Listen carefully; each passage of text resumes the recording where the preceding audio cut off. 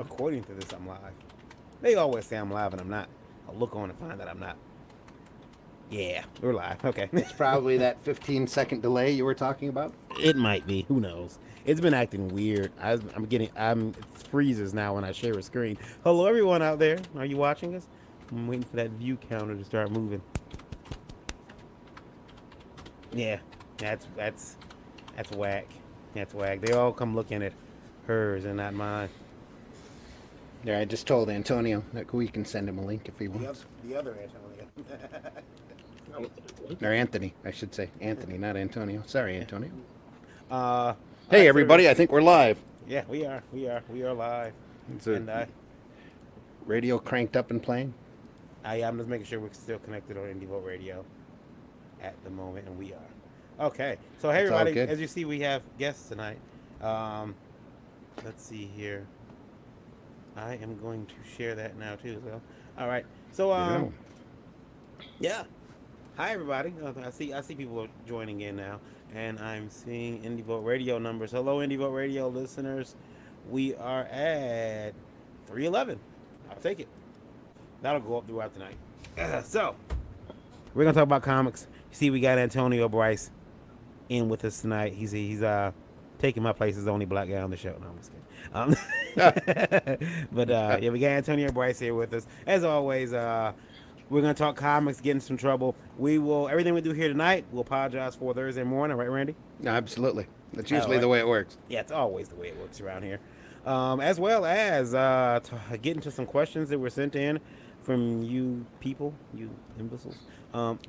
They wrote in questions because The TV warning is up, so Yes. we are mature content. So some of the questions that got sent in this week are really, really stupid. We'll let you know which ones. Also, yeah, Ralph Griffith says Hey, hello. Ralph Griffith says hello. Yep. Ralph is in the chat. All right, so here we go. I'm gonna roll the intro, and we'll be right back. Hang on.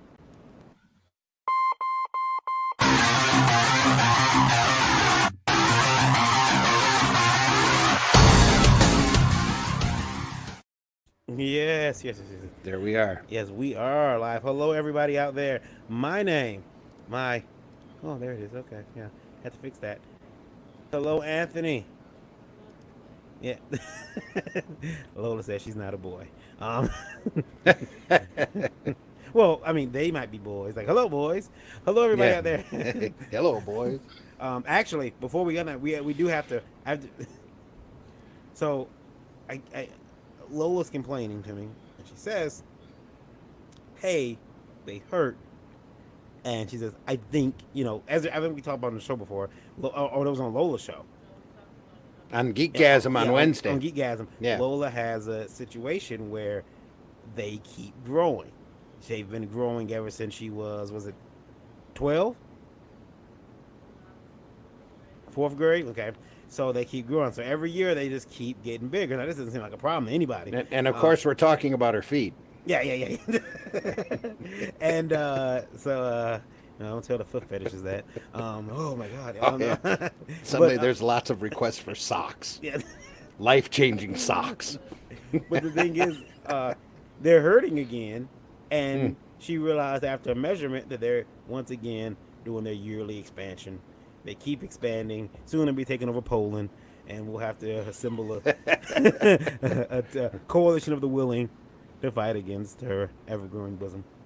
Hello, everybody out there. My name is Varian Grant, co-owner of Last Call Comics. Been so for the last 7 years. First book I put out. Well, actually, I'm also the owner of Indie Vote Media LLC, which is what you're watching here. Toucher of the microphone. Yeah, that's right. Started making comics way back in 2008. My first book I ever published was a black and white interior action comedy called Psycho Sirens. I'm a father, a husband, a geek, a creator, a publisher, a reluctant taxpayer, and artist. Shamefully, not in that order. And you're watching Indie Vault Live. Tonight, I'm joined by Lola, as always, Mr. Randy Zim. Hey, everybody.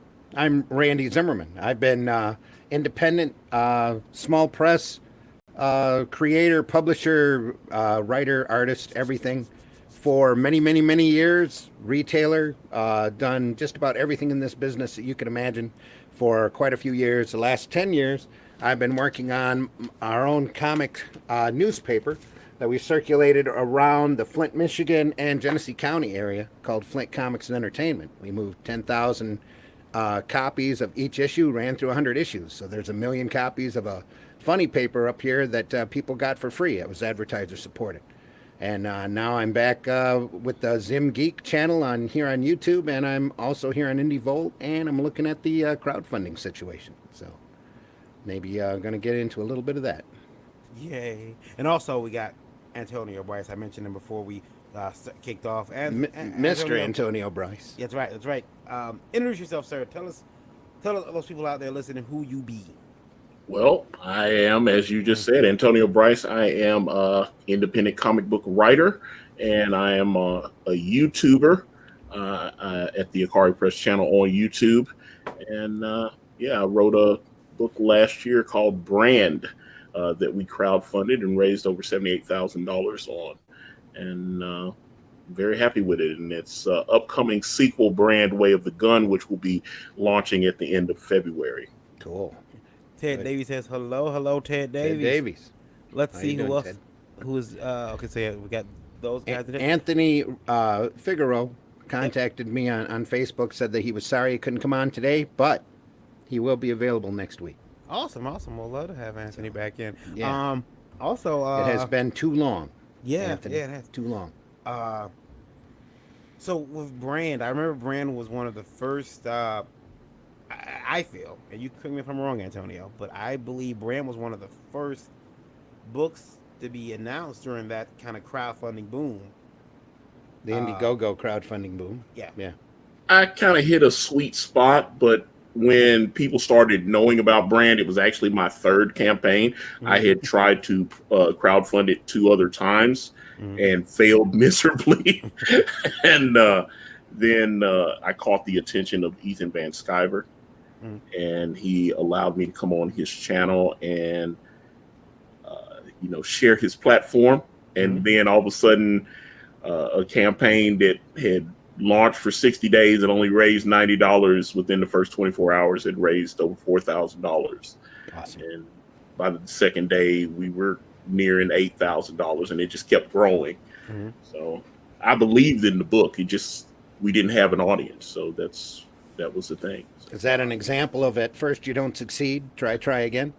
If at first you don't succeed, max out your credit cards and everything in your bank account and keep trying and trying and trying. There you go. Years ago, I put up this little funny it was meant to be satire.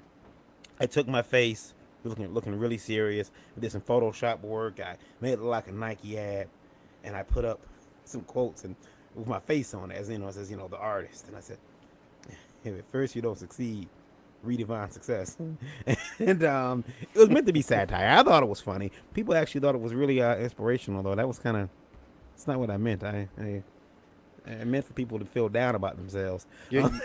Hey, Josh Perry, you never know how art's going to be perceived until you get it out there. Yeah, like that. I'm making fun of you people.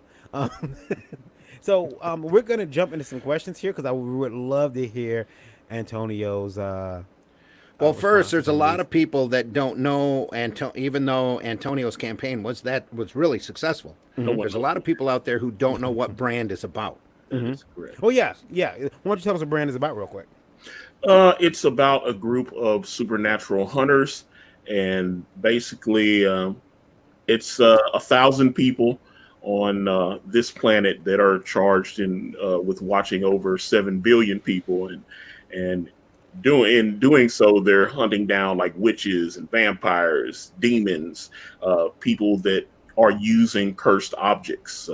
Like say someone has hey, this is a bat that Babe Ruth had back in the 1920s, and it's now cursed. And then they, that kind of thing. I kind of ripped off. There was a great show that I used to watch in the 80s called Friday the 13th. I remember that. Yeah. And I love that show. So I kind of took that and a couple of other things that I love, and I kind of threw it all together in one big mesh. So I was like, okay, my guys are kind of like the Friday the 13th guys, where they're going around trying to track these items down, and put them back in a vault. They're being sent on various missions by this guy named Antonio Brice, who is an immortal priest. and he keeps this book called The Manifest, and it basically catalogs all kind of cursed items and everything. Some of that you'll get into in the next book, the Way of the Gun. But basic first issue, we have a large cast of characters. The villains for this first story arc is this group called the Covenant, that is led by a gentleman by the name of Lionel Solomon, and then you've got his girlfriend Jin Yang and her twin sister Jade Yang, and and then he's got this dwarf by the name of Tobias Stone, who is his caretaker and friend, and he's kind of like my version of Alfred the Butler, but like obviously on the evil side. And then he's got his brother Akala, who is an African king, and then his personal bodyguard, this guy huge guy named Raymond Heath, who I named after a good buddy of mine.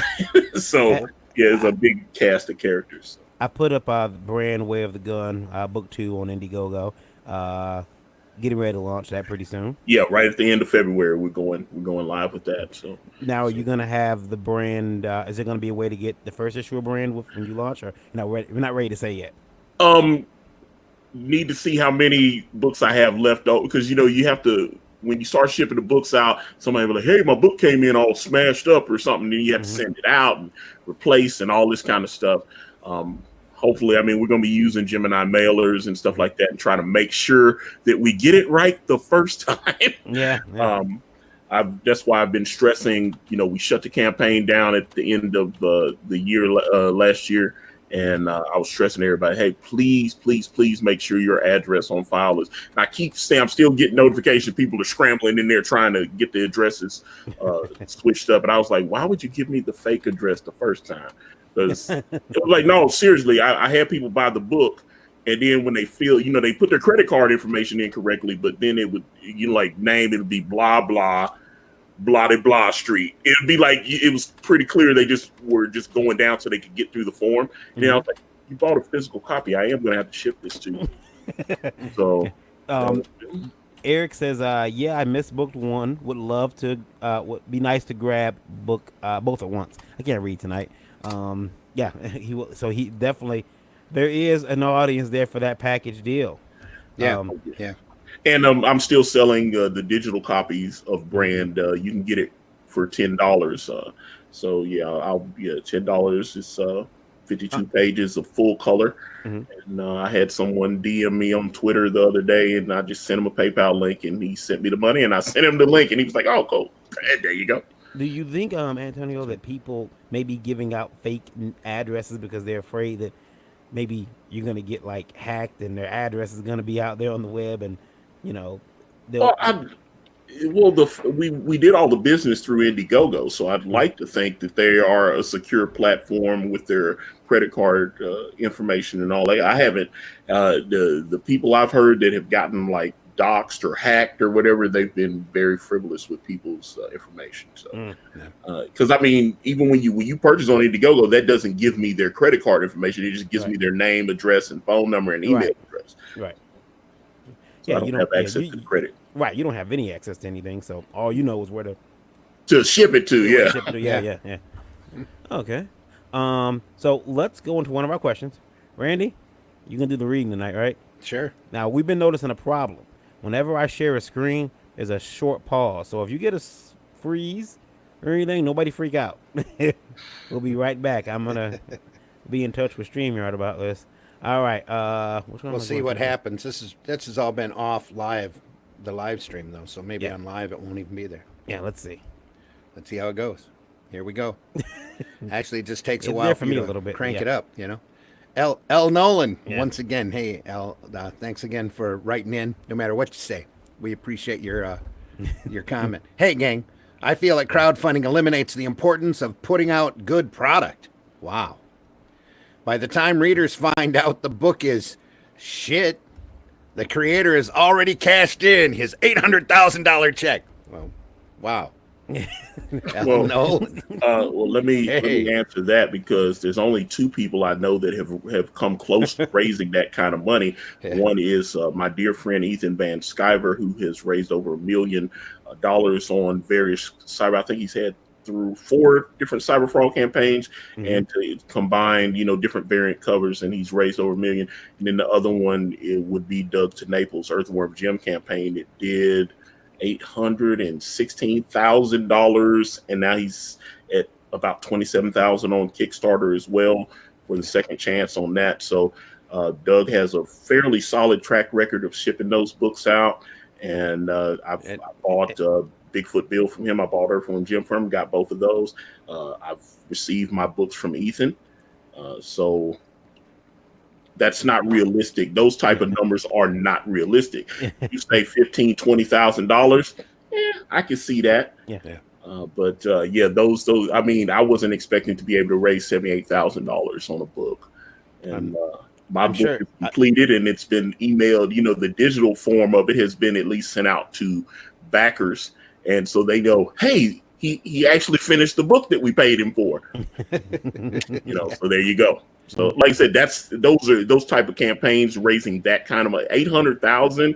Like I said, that's not very feasible to expect that. I mean, even Ethan has a tremendous audience, so his audience is like I said. I suspect when he launches his next book, which will be Cyber Frog Wreck Planet, that he will raise a significant amount of money very quickly.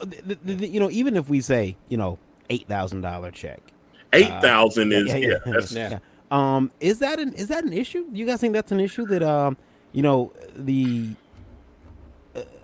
the importance of putting out good product, El Nolan says, is now diminished? Ralph Griffin says you might get away with that once, but probably not twice, I would think. Yeah. Yep.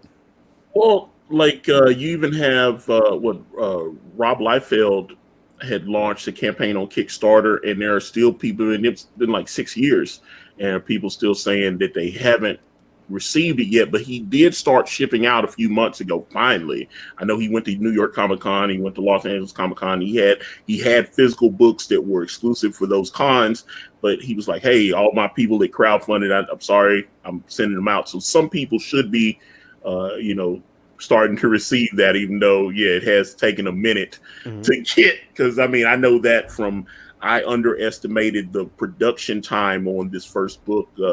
I definitely am more aware, which is why, fortunately, since we had some extra cash, we were able to get started on Way of the Gun immediately, as opposed to waiting, until the check comes and then, having capital to start paying people to do the work. So. And I think crowdfunding anybody's first book is always going to be a little bit of a gamble to an extent. And like you said, the 800,000 is a high range number, but everybody's still kind of taking a little bit of that crapshoot. The important thing for the crowdfunding campaigner is to be as transparent as possible and show progress, keep people informed as to how things are going and what's going on, so that they don't get any last minute shocks. Eric says, dreaded dinosaur, Eric says, I mean, you see the sales pitch on Indiegogo, you're buying based on that. Right.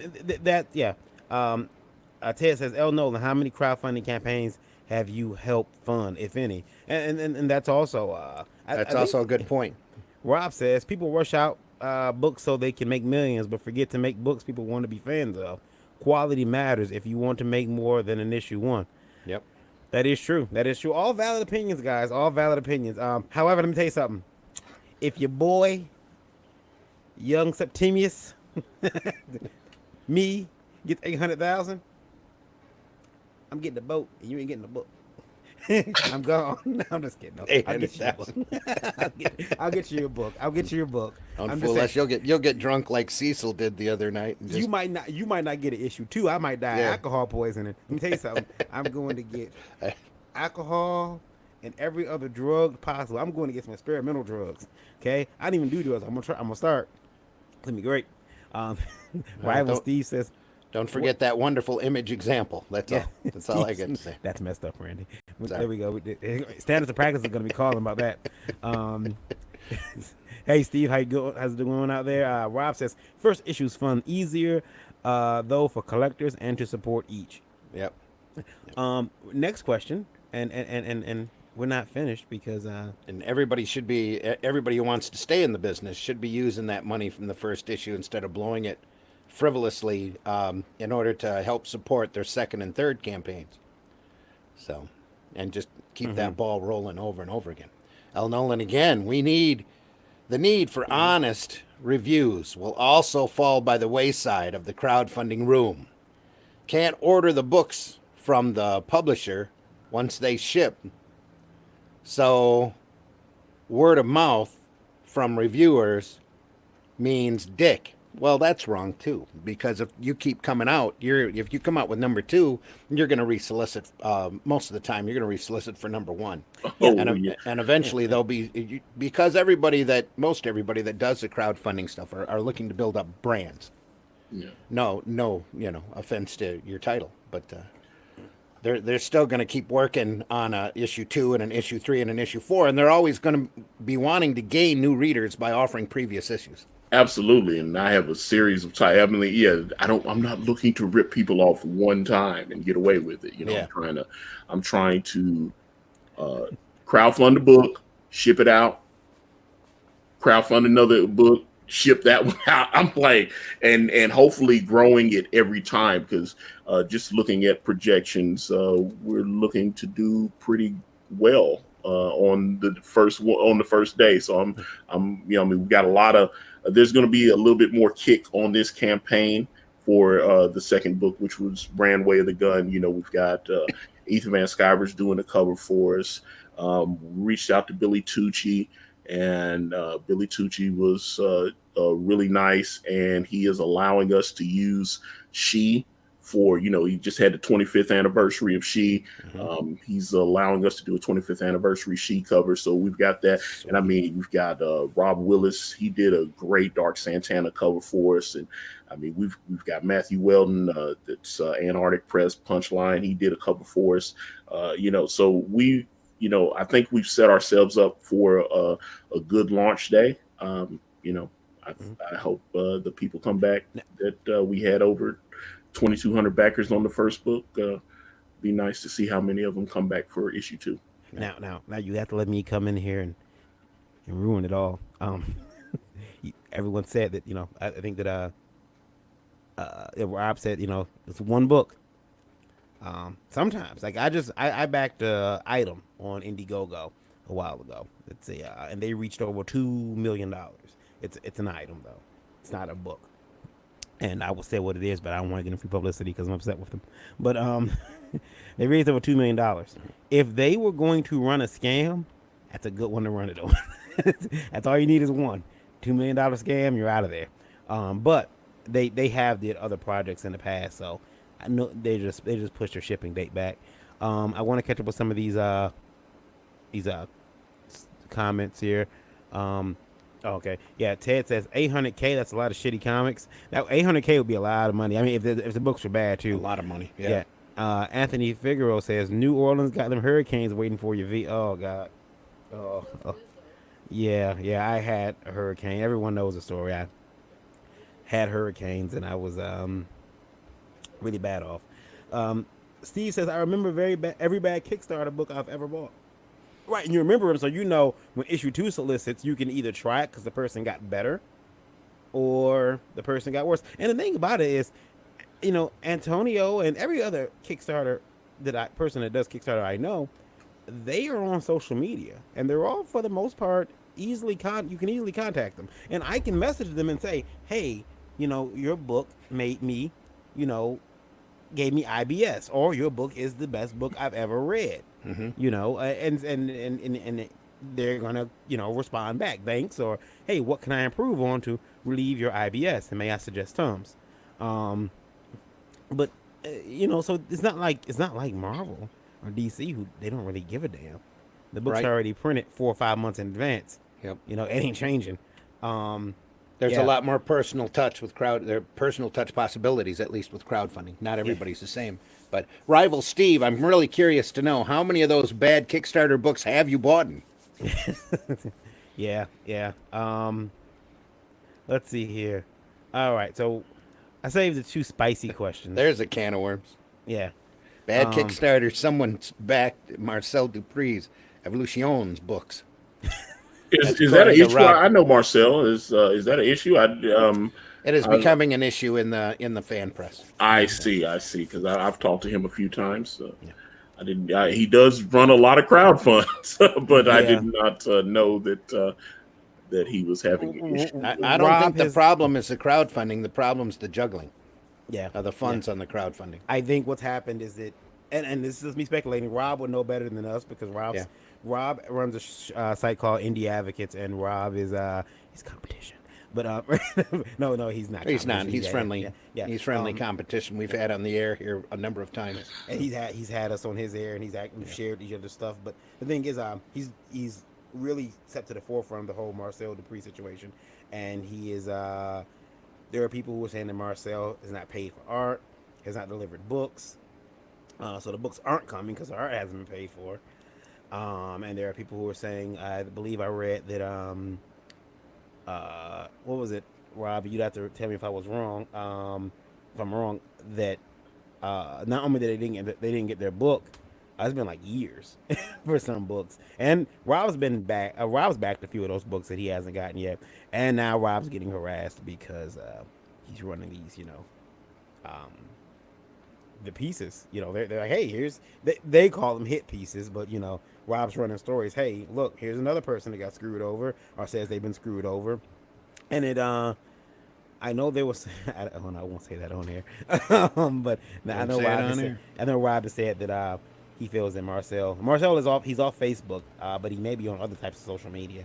But he's made it kind of difficult for people to contact him. They say, but I guess he had been juggling. So like that project he just launched is actually paid. So imagine launching brand 2 to pay for brand 1. Ooh. Yeah. No, that's not. Yeah. Fortunately, I have the funds put back. So. Yeah. All right, so you guys want to get into? We got 2 spicy questions, and then I'll end on a decent one. All right, so I'll go to this one. This is from. If you have to. Yeah. So here's. Give us a good one. Yeah. Give us a good one. Oh, Rival Steve says only 3. Only 3, but they were bad enough to remember who made them and be cautious in the future. Well, yeah. Well, not everything that you're going to buy, and the same goes for books off the stands, are going to hit your taste. So that's what you do as you go along. You pick the ones that you like and you back those and reinforce them, and drop the ones you don't. Poulter went and got himself pulled from IndieCron. You guys gonna have them both on to discuss the matter? Rebels. Yeah. Rebels. Now, I'm not sure if that's Larry. I'm not sure. Okay. I don't think that's Larry, but I could be wrong. Lola doesn't think it's Larry either. So We had Pixel on last Tuesday. yeah. I would. Yeah, if they wanted to both come on and discuss it, we definitely give them the airtime to do it.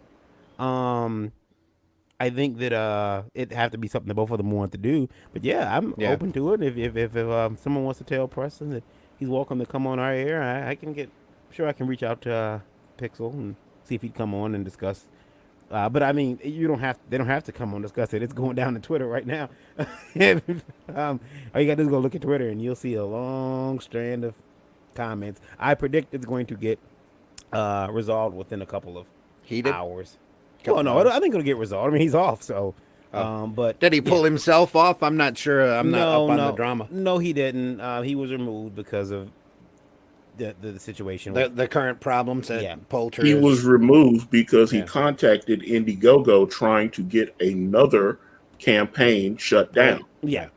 So I mean, we're gonna tell it. Let's tell it. He's been removed. And there's some people who asked to be removed afterwards, but I think that that situation it's gonna resolve itself way before they get to our air.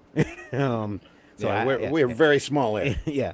I don't think they're gonna have to worry about us. Speaking of small air, we're not small air on Indie Vote Radio right now. We are at. Oh, wait a minute. Close it. Don't tell us we lost Germany again. No. We don't. We know Germany's active. Germany's active. We love you in Germany. Yeah, 607. I'll take Cool. it. 607. Just to Listening start, in. tell your friends we're live. So 607 in Germany. So yeah, hello all you. let's German. hit those 4 digits tonight. That would be cool.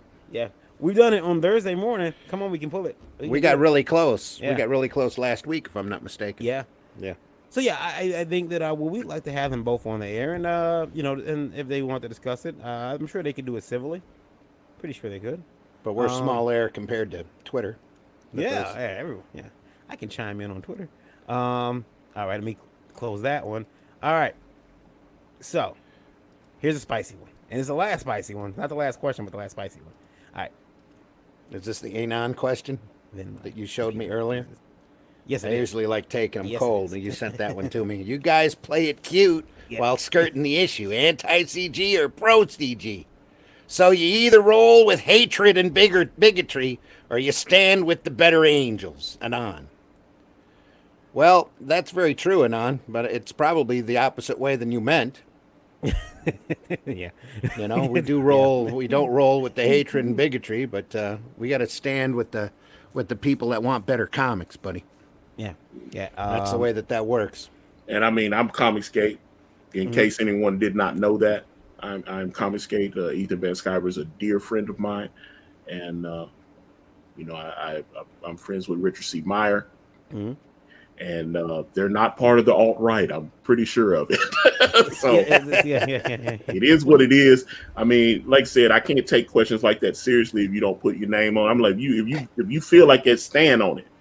Yeah, and you know what's funny? Well, that it's just one of those weirdos, like what Zach always refers to, that just have to believe what they, the dogma that they seem to have been fed. They've got the blinders on, and they don't want to go out and get an education. That's part of what we tell people on this program, is you need to go out there and you need to start listening to these people, everybody, and form your own opinion instead of listen to, whoever else who's screaming hatred and bigotry. Go out there and actually listen to some of these podcasts. Would the better angels, are they someone wants to refer to me as a silver spoon coon? Just asking. Just asking. Is it Internet tough guys. Yeah. Just asking, because I mean, that's my nickname apparently on this show now. I'm not changing it, but yeah. So I just thought about that. I mean, better angels. And I would have to say, if you've done any type of research at all and you love comics at all, you're not going to become anti-CG. Mm-hmm. Because CG's out there trying to make better comics for everybody. Eric says, "Stop the you're either with us or against this crap." That's very true. Yeah, I think just make That has to stop. Yeah. Let's be pro good comics. Yeah, I'm definitely pro good comics. Yeah. I've read some. I'll tell you this. I've read some pretty bad comics from everybody at some points. The thing is the better comics right now are coming out of the indies, and I don't think anybody can argue with that, with the quality. Oh yeah. Both the writing and the art. Yeah. There's some great stuff coming out. So the next question, this last one for the show, and we can get to some other stuff, is I removed the name of the comic because sometimes people put their comic in, and I'm like, you probably don't want me to do that, to name your comic on air like that. If you really do, feel free to write in, and I'll put your comic back up there, but I'll go into the edits and put a little notation in the video. But yeah, so here we go. Okay. Rolling. All right, there we go. I crowdfunded a book called Removed, and actually went in the red on shipping. My profit, when it was all done, was a weak ass $600 after taking a 13,000 bow. Fuck. Hurts to remember. Jay-Z. Sorry, Jigga. Sometimes we gets in over our heads, and that's not unusual. You go through and you look at any of these crowdfunding guys, if you follow them for a period of time, especially after on their first campaign, they will come back and tell you, I screwed up on this, I screwed up on that, I misjudged this. Was it, I think, Doug Tenaple on Bigfoot Bill sunk in an extra 18,000 for shipping out the Bigfoot Bill book because he underestimated what was international shipping. Well, I'd say that, and here's the thing, which I've had this conversation with Mr. Tenaple once or twice, and Doug doesn't want to make floppies. He wants to make actual big annual size books. Yep. And then when you weigh those books, especially the international shipping, he gets murked on it.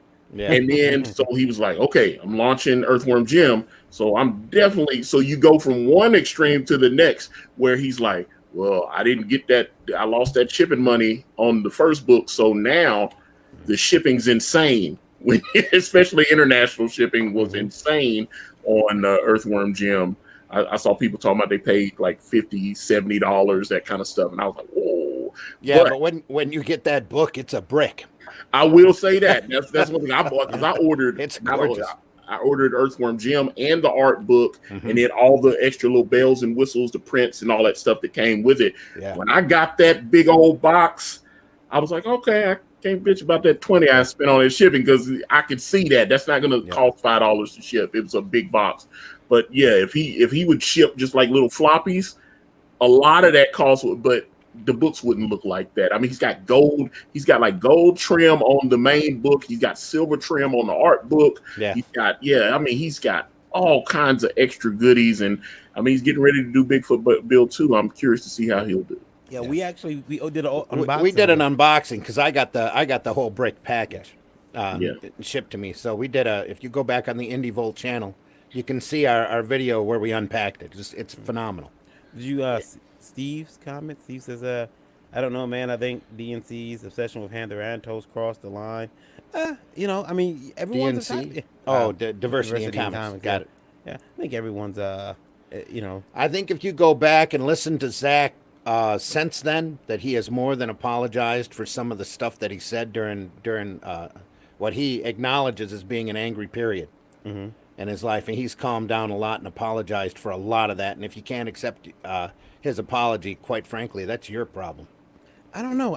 He has since removed. If you saw his video he posted today, he was on a tear, and he's like, I don't know if I need to be the Zach from 2020, the Zach from 2018, or the Zach from 2013, but I need to rip this guy a new one.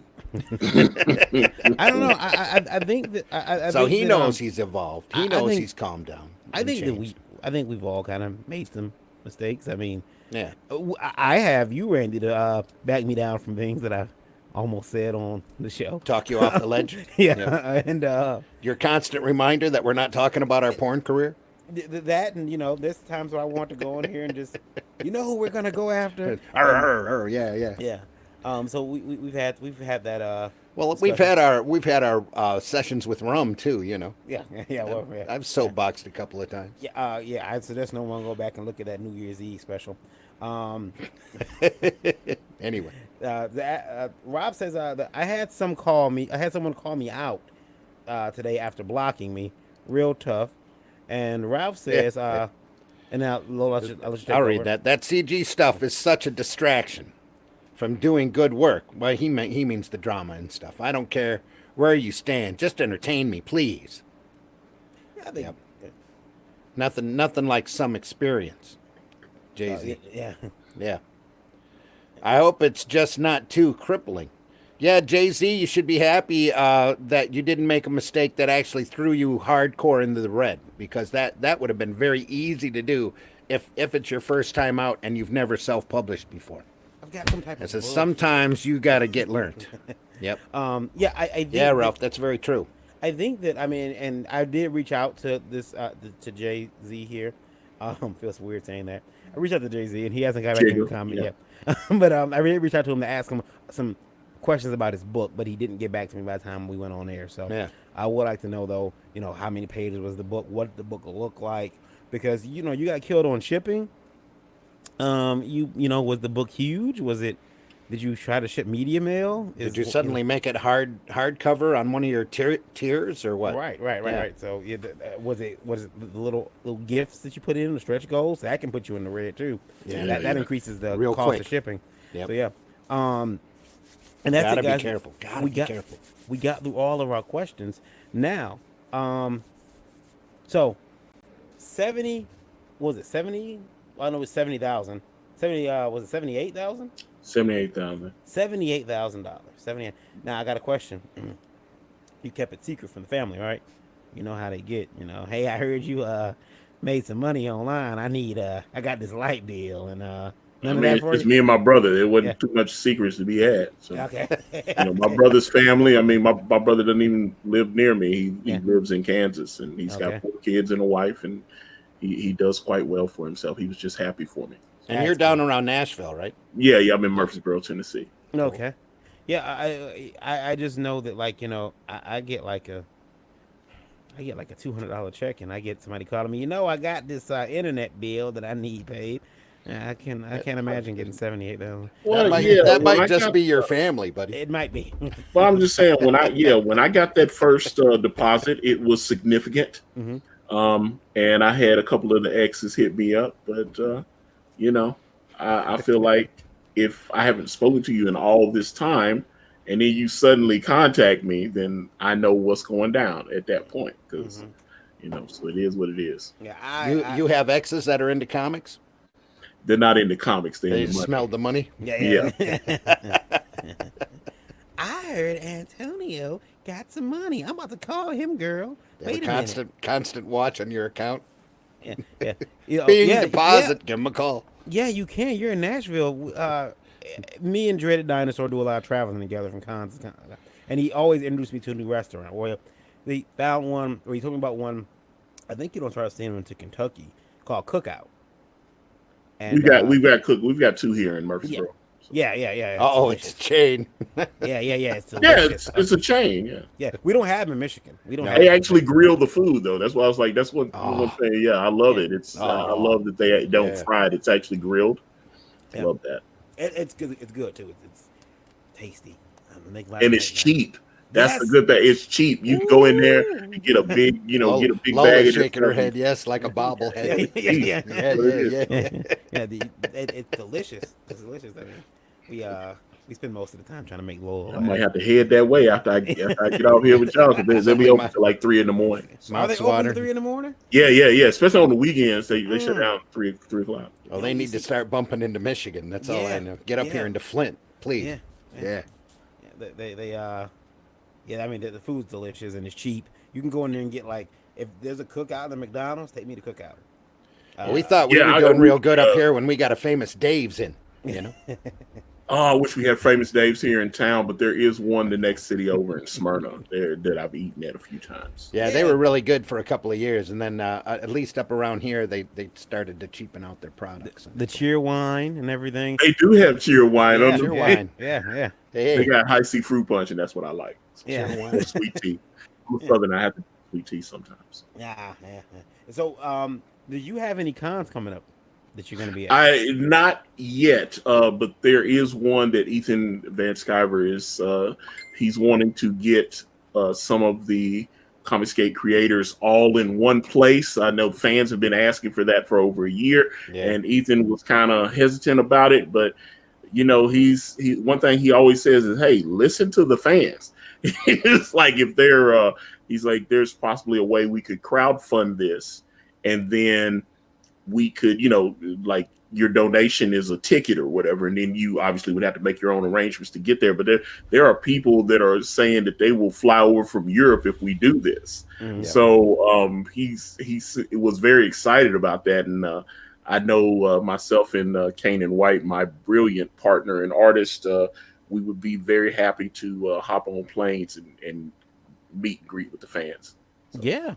I mean, anytime you can get a lot of when I do cons, I'm always excited to see people that I know. So I imagine for you guys getting together, doing one big show. I know one of the things people would be worried about first, my old safety concerns, but I don't think you guys have anything to worry about. I think the political intensity has calmed down a lot in the last year. That was something that got discussed when they were talking about doing a con like about 6-7 months ago, because there have been people that are like, I hear Richard C. Myers going to be at this con. If you find him, punch him in the face, that kind of thing. So one thing that has definitely been discussed is maybe hold the conference in more of a red friendly state. I suggested here in Tennessee. Ethan has talked about Texas, which I know Richard went to a con there for Jawbreakers, and also Orlando, which he used to live in the Orlando area. So he was talking about Orlando. Randy suggested Vegas. Yeah, well, and I heard they've talked about Vegas. Yeah, yeah, they were talking about Vegas this morning. I thought so. Oh, that wasn't just my suggestion. It's Vegas would be fun to have a con at all. I mean, I know there are Comic Cons in Vegas, but I'd be afraid. So in New Orleans. Yeah. Well, no, because he wants no. See, you thought that was funny, yeah. See, Antonio, here's what happens when you go down to New Orleans for a con. See, you walk in the Wizard World, and they're like, "Hey, here's your table, your expensive ass table," and you sit at your expensive ass table, and then on Saturday morning, they tell you over the loudspeaker, "Hey, you need to come to room H119 and pay your taxes." Because we need our taste. Yeah, exactly. The city needs a taste. The state needs a taste. Also, they charge sales tax there while you're doing the thing. At the con, yeah. So when you go in, they want to know, hey, how much have you made, and how much do you Nice. and how much do you think you're gonna How make? much you think you're gonna make? Yeah. So we go in there and you lie. I'm just kidding. No, you don't lie. You don't lie. You tell them how much you made and how much you're gonna make. What's the tax on dick? 'Cause that's what I made. Yeah. And then so you pay that. Now you pay that, but then so say you say to them, "Oh, I'm just here for promotion. I don't have anything to sell." They say, "Oh, okay, smart guy. Well, on top of that, anyway, no matter what you said, you have to pay a $50 occupation fee. So that's $50 on top of that. And then the next day, the city comes for their taste. So you pay taxes all day while you're down there. It's I love New Orleans, but man, oh man, they make you pay. I still didn't make my money back. I blame Dreaded Dinosaur. That's who I blame. He got away with some of it. So we can't do a show in New Orleans because money's gonna be tight. City's higher than Giraffe. You know what I mean. So yeah, I can't. Now Vegas on the other hand, if I lose anything, it'll be at the slots. Yeah. Dread Dinosaur Slots says of the tables. it's a racket. Yeah. It's a racket. Yeah. Yeah, and they're holding it. Everybody's got to have their taste. So now with the brand Way of the Gun getting ready to launch in February, you said. Was it February? End of February. When are you thinking about shipping that one? What, Way of the Gun? Yeah.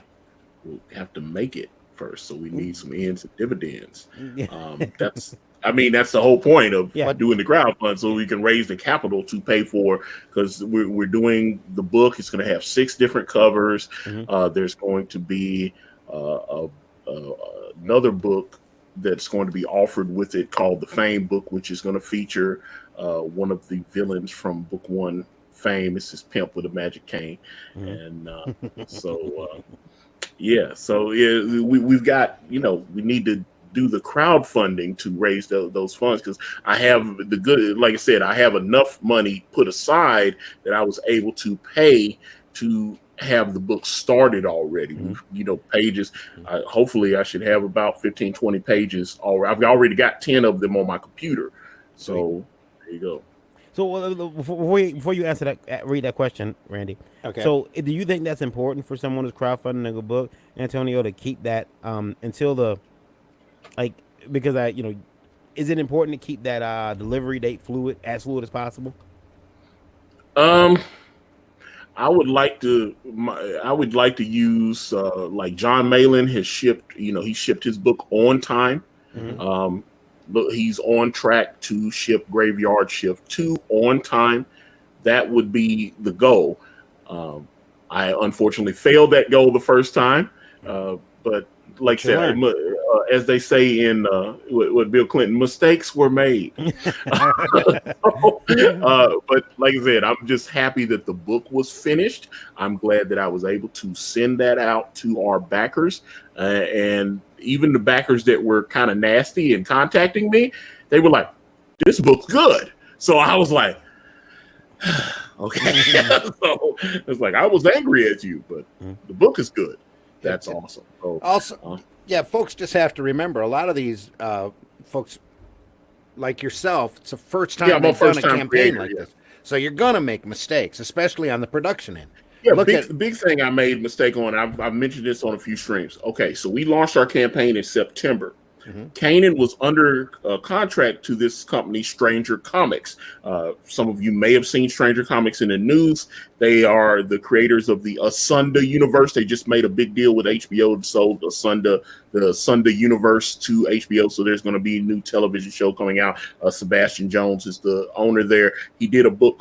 Kanan did a book called Assessa. It's a vampire thing or whatever. And I mean, looked really cool. But he was working on that book. We launched in September, and he started doing the layouts and everything. But he was still under contract, and he didn't finish Assessa until maybe 2 days before Christmas. So even though September and we had started getting the money, he wasn't able to actually start on brand until January. So then January comes around, and there was like 2 Zenoscope covers that he had to. So it was like, I was like, damn, okay. So I was like, yes, the cover looks great, but I mean, the problem with having an artist that is in demand and people are always asking him to draw stuff. I mean, he's got a movie in development by Dwayne "The Rock" Johnson over at Sony Pictures. He did a book called Son of Shaolin. You can find that on Amazon. He's got Harlem Hellfighters that he did with Max Brooks, the son of Mel Brooks. He's the novelist that created World War Z. And Will Smith bought the television rights to that. They're making that. I mean, so Kanan, people are, and like I said, the Assessa thing, hopefully brand will be added to that list of properties that Kanan has worked on. I mean, he's worked with Karen Gillan and all these different people. And I don't know why he decided to work with me, but he did. But that man drives me crazy. But I love him. But everybody's always like, hey, Kanan, can you do a cover for me? Hey, can you do a pinup for me? Hey, can you do this? And obviously he's not turning the cash down. He's doing what he has to do. But right. Yeah, man got a wife and 4 kids. So yeah. He's doing that. Randy, you want to read that from Ralph? Yeah, Ralph Griffith you says, do the so Ralph educate voice? me. Huh? Do the Ralph voice? I'm not going to do the Ralph voice. Okay. I don't think I can get close to it. So educate me. What does CG stand against and stand for? Short version, please. Is there a Bible of some sort? LOL.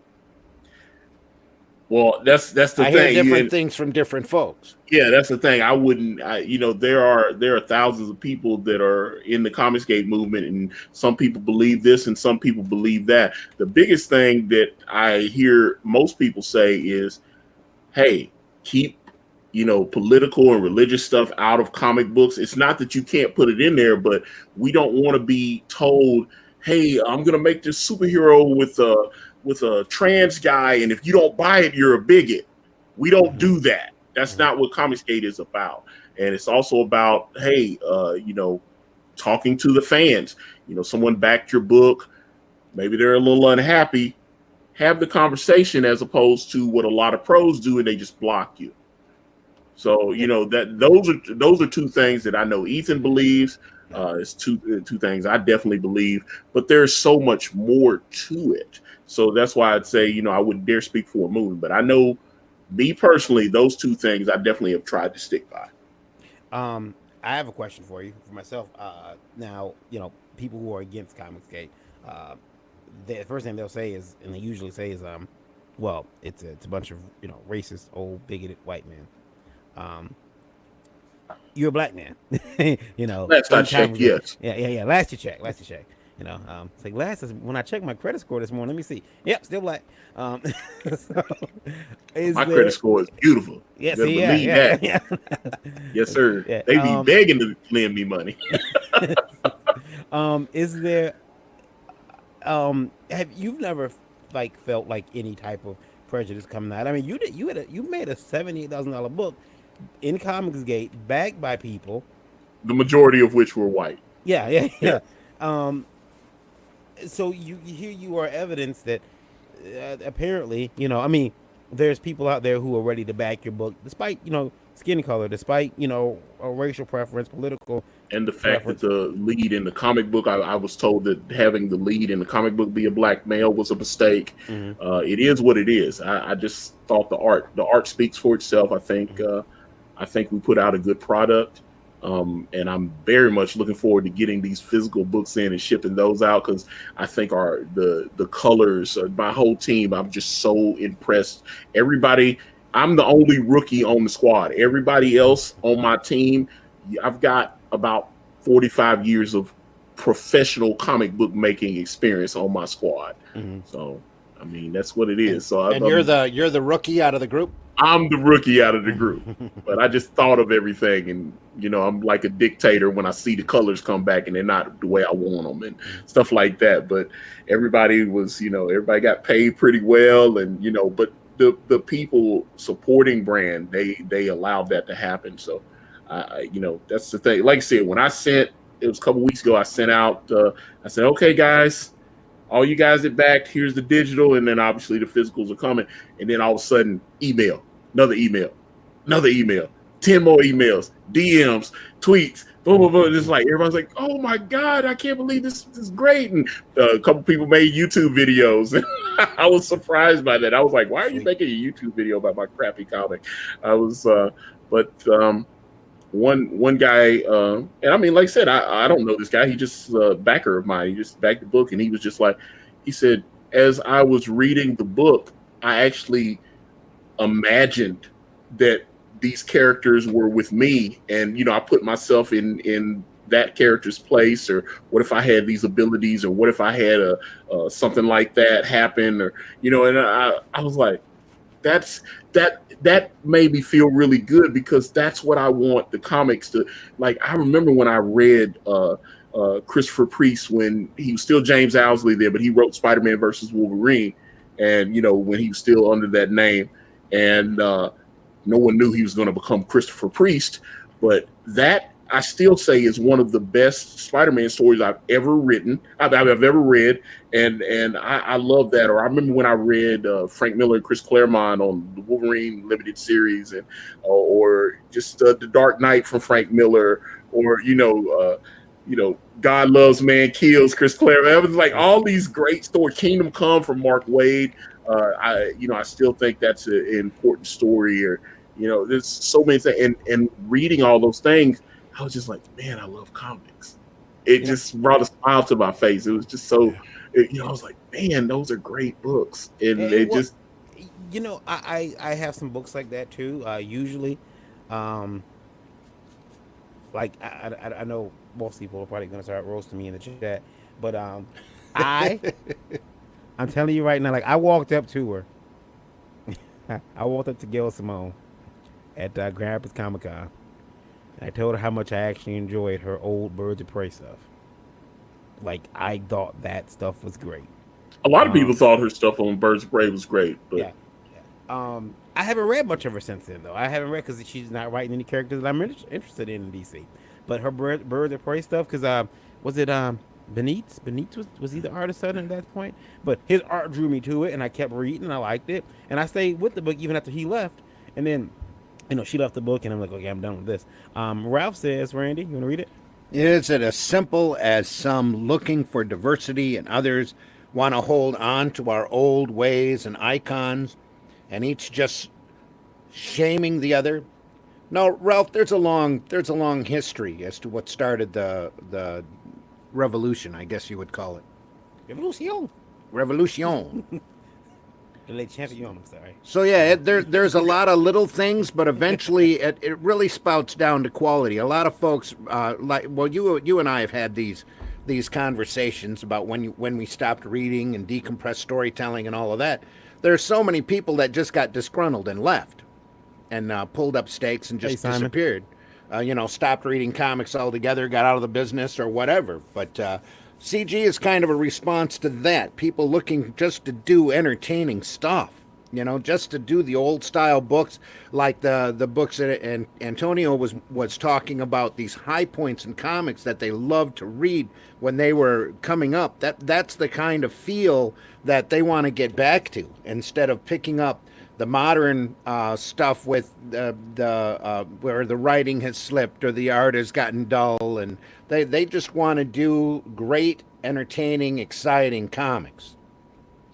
And that their way of doing that right now is in the is through crowdfunding, because a lot of these guys have been pushed out of the mainstream because of their political affiliations or whatever. They just get pushed out, and they've decided to go off on their own. Ralph also says Arrow had some great fans. Never underestimate a fan's passion. Exactly. He means Arrow, the Arrow publishing Comics. company. Yeah. That Randy Arrow used Comics.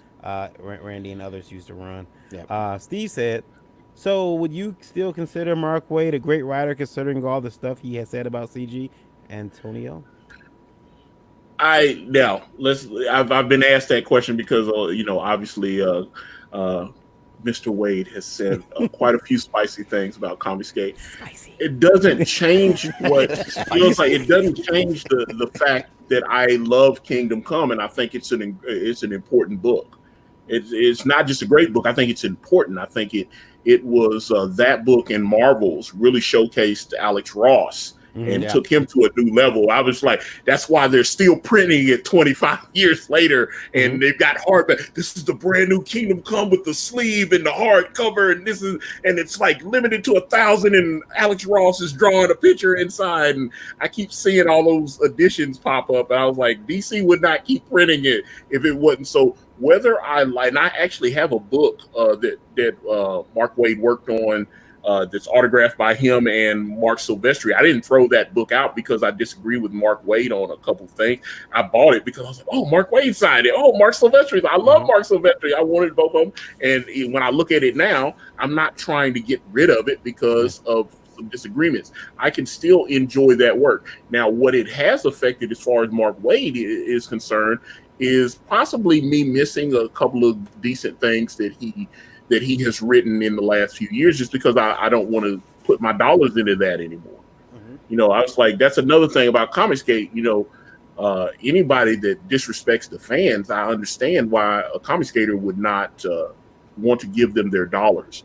So, and your boy Zach has reviewed a couple of books from Mark Waid, like, that was actually pretty good. Despite my differences with Mark, that was a good, and I still wouldn't pick it up because I stopped buying his product.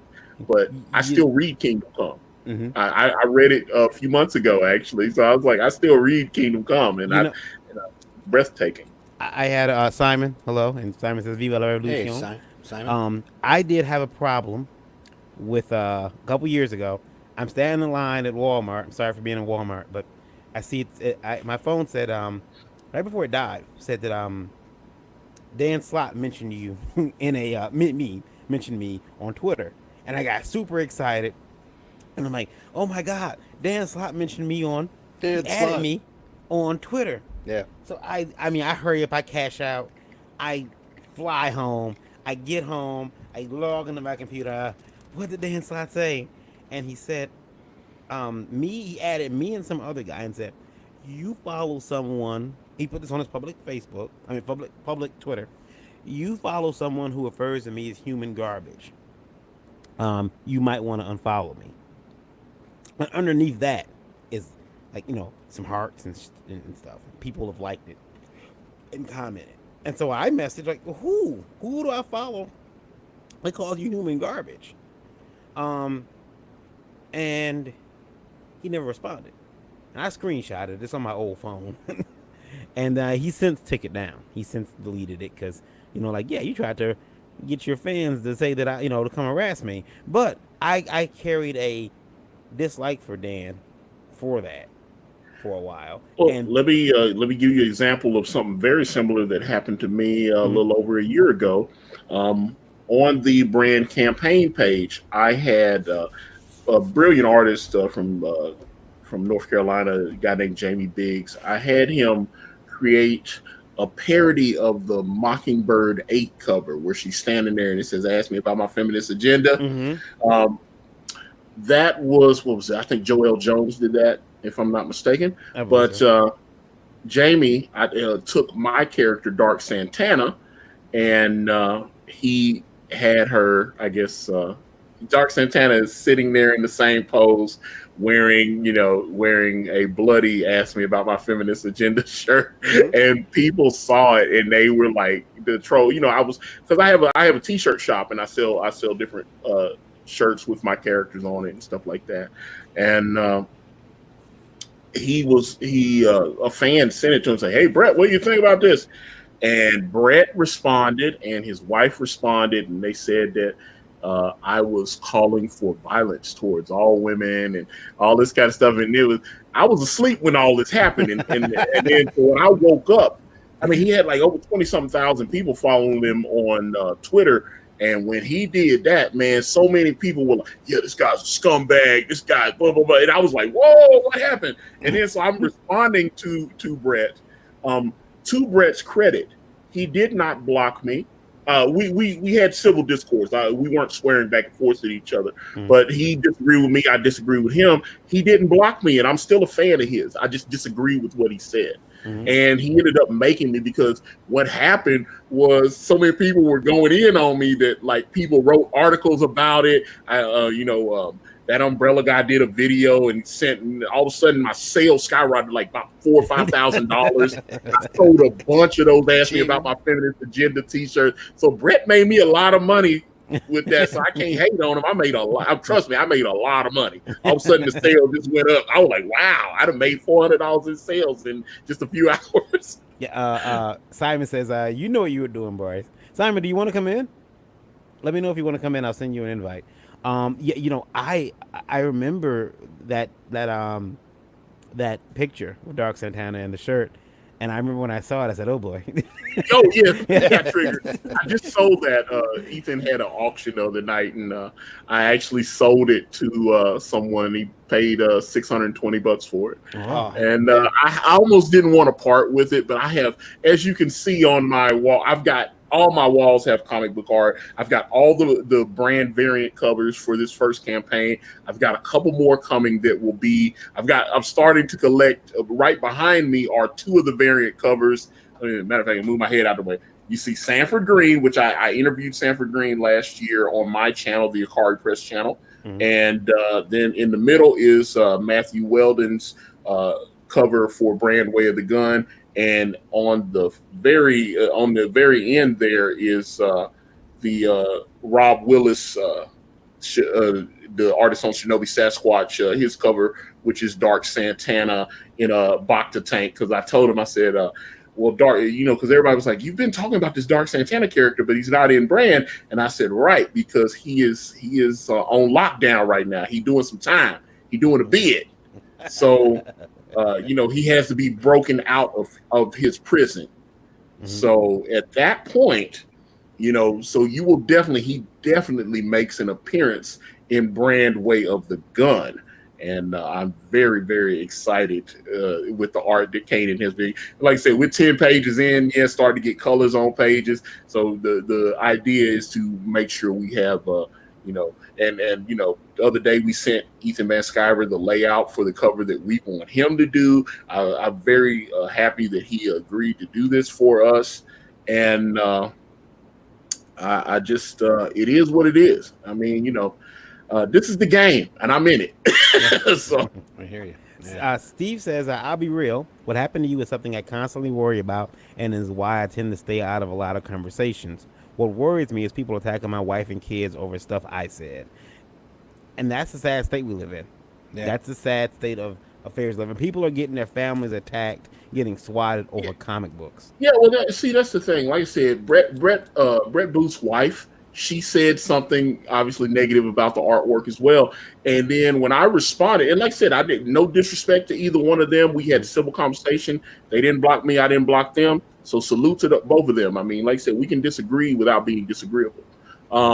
However, there were some Comicsgate people that saw the interactions between us, and I thought some of the people said some nasty stuff to his wife. I didn't necessarily agree with that, but I obviously didn't agree with her saying that I was calling for women to be beaten and all this kind of stuff either.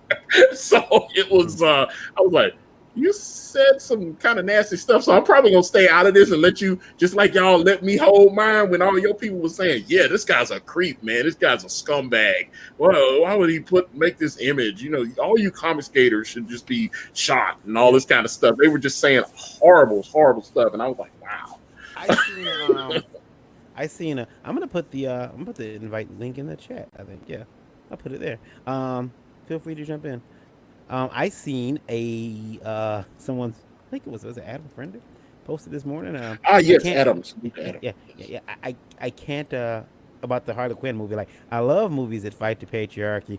I'm gonna take my bitch to see this. I just thought that was such a funny statement to make on Twitter. Surprised he hasn't been beaten yet.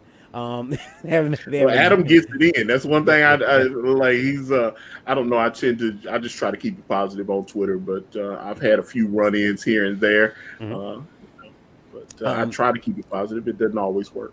Steve says, I personally would not do well in that kind of conflict. Truth be told, everyday life gives me enough anxiety. Yeah, I mean, it's sad that we got to get to that point where we're anxious about what we're going to say on Twitter.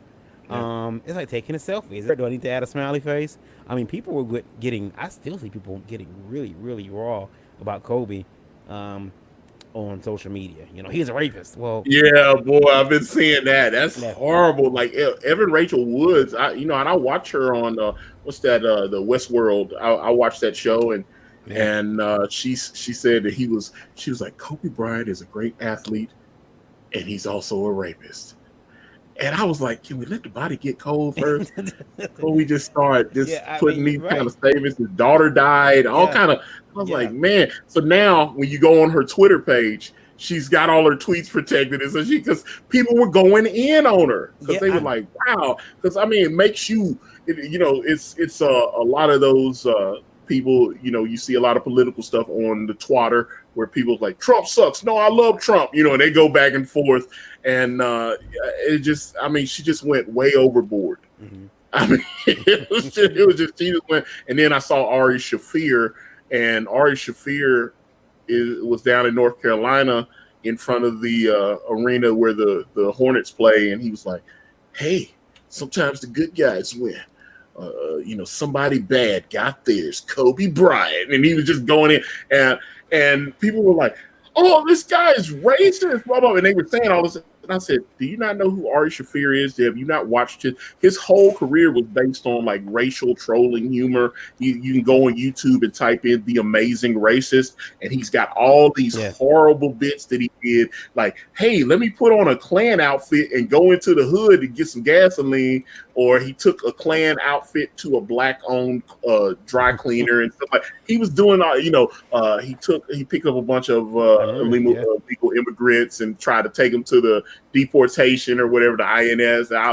He did all kind of stuff. Like he went to an Asian restaurant and tried to sell them dog meat or something. I mean, he was doing all kind of stuff. I mean, all those videos were getting millions and millions of views. But I mean, he does a lot of racial trollish stuff. Now, I don't know if it looked like he was being serious. It didn't look like he was doing a bit when he's saying all the stuff about a bad guy died. Mm-hmm. But I mean, that's what he feels. I mean, don't walk it back. He hadn't apologized yet that I've seen. Yeah. But I am curious. I'm like, if you mean that, stand on it. Yeah. That's what I like. That's what I think. Was Simon joining us? Simon, how's it going? I'm doing good. Hello, everyone. Cool. Hey, Brian. Hey, Bryce. What's going on? How you doing? I'm doing good. We get something from Indie. We got something from Indie Vote Radio. It's actually from right here in the United States. What's our number? We are at 872. 872. And we got a question for Antonio. Antonio, this is from, from the jungles. It's from Compton, California. In the jungles. Y'all got the internet down there? Y'all got computers? I'm just kidding. I'm gonna leave y'all alone. I want to go through California without having myself shot. Okay. I just don't know what color to wear. I'm gonna wear all white. Be nice. He wants to know, have you Lola lived in California for a year. Have you experienced, or have you had a lot of support from the black creators in comics, or no support, or How's that been for you? Okay. Um, You can that pass. You can pass. You can pass. You can pass. no, I'm not passing. I wanna answer the question, which is what I was trying. Let me answer the question because I All want to right. answer it. All right. Right now, you're not asking me anything that I'm afraid to answer at least yet. Okay. He's always But been an open book. well, I don't know about all that, but like I said, you just asked me about comics, so let's talk about it. But I did get some flack from certain black folk who were like, "Why is the lead woman in this book a white woman? Why do you have an interracial relationship in the comic book?" And my answer to that is, well, Dawn Craven, well, she's just Dawn Waddell right now because Brand starts in the past. They haven't met yet. She hasn't, and even by the end of the book, they haven't met yet. They will meet in Way of the Gun, but at this particular time, Dawn is only 15 years old. She's run away from home, but yeah, she's going to meet David, and they're going to fall in love, and they're going to be married. However, people hadn't read Brand, and they were making all these comments. One of the things that is revealed, it was actually revealed in the preview, and people got confused about it. There is a character in the book, a black guy by the name of Chef Malcolm Waddell, who looks a whole lot like a dear friend of mine by the name of Aaron Ferguson. That's one of my best friends, and so I took his photo and had Kaden draw him into the book. So he's playing Malcolm Waddell. Malcolm Waddell, a black man, is actually Dawn's uncle. And people was like, wait a minute, so this black guy is her uncle, so she's adopted. And what people didn't understand, and I said, no, Dawn is actually half black. Her mother's white and she's black. So she's biracial. She just is light skinned and she looks like a white woman, but she's actually not. And that blows people's mind. But that was something my mom used to talk about all the time. Sometimes black folks would be light skinned and they would pass. You know, white people would think they see them and be like, oh, okay, she's white like me. Okay, cool. But she's got, you know, light skin. She's got green eye and red hair. But her father was actually a black guy. She's not adopted. Mm-hmm. That's, you know, so we will see more of that later on in the story. But that blew people's mind. But I was getting so much flack for this interracial relationship. It's still the same. On paper, it looks like a black man is falling in love with a white woman. And David's not going to really know until she tells him that she's actually half black. Yeah. You know what I'm saying? She had to say, like, hey, I'm half black. So, but that's... But that's weird that you've got. I mean, and I guess I can understand that I've gotten the same flack just because of me, you know, and my relationship. It's like, hey, you notice your wife is a little pale there? And I'm like, yeah, I have noticed. Yeah. I've gotten told, you know, like before, you know, you're like, there's been some statements made. Well, my brother and his wife is white, and they've been married they've been together since I'm 45 now. They've been together since I was 15. Mm-hmm. So, yeah, and they've got 4 kids. And matter of fact, I'm using my niece and one of my nephews, my oldest nephew, Trayvon, and they will be the face of William Craven and Rosalind Craven, the Craven kid. So I showed my niece some of the art, and I didn't tell her that I was drawing her into the comic. She was like, oh! She couldn't believe it. Everybody's flipping out. My brother was like, yo, man, this dope, man. I love it. So, yeah, so she's going to be Rose Craven. You know, so, and I love my little niece. Shout out to Naomi. She just turned 18 a few months ago. Simon. Yep. What I seen you were on Twitter earlier, and I seen you were fighting the good fight. Against, they were teaming up on Pixel. Yeah, again. Yeah, they were. You know, oh, you shouldn't do this. But the one person was very nice. They said, hey, we had civil discourse. You know, which I always think when I see civil discourse. Does anybody else think civil intercourse? Or is it just me? I think it's just you. Yeah, I've never heard that. Just me. But I've heard the word intercourse several times, so I'll allow it. Civil intercourse, but never used together in one sentence. No. Yeah. We need to have civil intercourse. I mean, Pardon me. New May I? I'll interrupt stuff sometimes too, though. New comic title right there. New comic title. Crowdfunding it today. Civil intercourse. Civil intercourse. $3,000 to get you on the cover.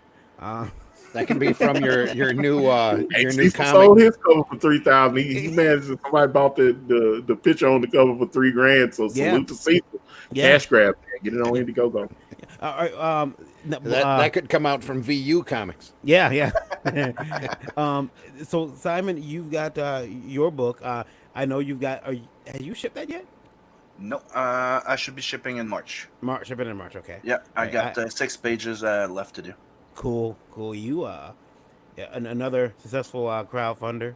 Now I've never crowdfunded anything, although a book that I'm published has been crowdfunded, so that's cool. Mm-hmm. The creator of that book crowdfunded it. Larry wants to know where can I get silver and of course. Yeah, yeah. It's gonna That be sounds on like a Kick. personal quest to me. It's gonna be on Indiegogo soon. Trust me. Indiegogo. Yep. Yeah, yeah, yeah. Civil intercourse. Sounds like a court thing. Yeah. The sequel will be uncivil intercourse, which, which will get us. That'll get us demonetized real quick. But yeah, your book is one of the other books that we've seen that has made its money, and you got fans. Now, have you? I mean, you're Canadian. Yep. So and we pick on you and Larry for being Canadian, but I know it's cold up there. Have you noticed any? I know I asked you this before, but have you noticed any differences about how people handle the PC stuff in Canada versus they do here in the States? There's not that much difference, honestly. It's the same freaking thing. Yeah. I've been dealing with this since 2012. So a little bit before us then, because I don't think it got that bad for us. Would you say that, guys? It didn't really seem like it got that bad for us until 2015, maybe 16. I don't know. It really got activated around 2015, but here we had the third wave feminism that was really high in the PC culture. Mm-hmm. So it was no violence, but you can talk about sex. You can you can show boobs, you can show like sexual context. Oh, yeah. But violence is not too much porn, not too sexy. If you're gonna do like something that's sexual theme, cannot be sexy because otherwise you're monetizing on making people objects. Yeah. It's like I had one they're going like, you said you really sexualize your woman. Look at that rose there. Look at that chick there. I'm like, did you look at Nat? Did you look at my character Nat? He's a boy toy. Well, that's the problem. I think that some people are just very, very horrible about sexualizing, and I just don't understand why people put out That wasn't me, Lola. That must have been very. I don't know how people just constantly sexualize. I don't get people. I don't understand. They do it for ratings or hey, put her back up. I'm just kidding. Yeah, but it's like saying sexy doesn't just mean a voluptuous woman or a sexy woman or a beautiful woman. It also means like when we're talking about a drawing or composition that's sexy. A car can be sexy on the design, on the line of the freaking thing. Right. Sorry, I didn't want to interrupt you from making your point. I didn't realize that you were using visual aids there. I put Lola full screen on the. I put Lola up there full screen while I was doing that. Hey, Larry, how's it going? Good, brother. I just want to know where I can get this civil intercourse. Yeah. It's coming soon. It's coming soon. Me and Antonio are gonna work on it. Antonio's gonna I actually understand if you look in Ontario, you might find something. No, Over in I Ontario. wouldn't know anything about that. I was just like, okay. The best strip clubs are in Montreal. Are they? Yeah. Is he? But I think you can find some civil intercourse, at least in Ontario. I realize it's legal over there. It starts by intercourse and ends up civil after in court. Oh, there you go. Oh, that's horrible. That's horrible. We're all Come on. You keep opening the window. I had to kick it. So now, Simon, have you ever met Antonio? You guys ever been on the show together? Yeah, I've been on the show. Yeah. Yeah. Okay. And When then, I launched my after the second week, I launched my campaign. I reached out to him and Malin. Yeah. Okay. All right. Yeah. And Malin is here in Michigan, right along with us. But I'm pretty sure I've met John like at a show like before, but I wouldn't know because I don't remember anybody until I was about as bad as Randy when it comes to names. What? Yeah. You see, he didn't even know his own name.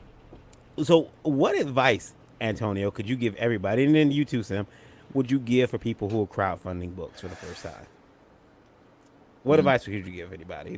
I want to make $78,000. Yeah. I want to Well, make 70 grand. Help me. Help me. that was. I think I caught lightning in a bottle. I don't know if we'll do as well this next go round. You're gonna do better. You're gonna do better. I'd like to think You're with being modest. some of the bells and whistles we have for the next campaign that uh, we'll do okay. So But here you have it. Antonio was saying he's looking at about 95 to 100 grand. I'm I thinking. I'm just looking at some of the not to mention the mailing list that we already people are signing up for it, and the amount of people that have signed up for it, and I've got almost 12,000 people following me on the Akari Press Instagram. Got over 3,000 on the Twitter.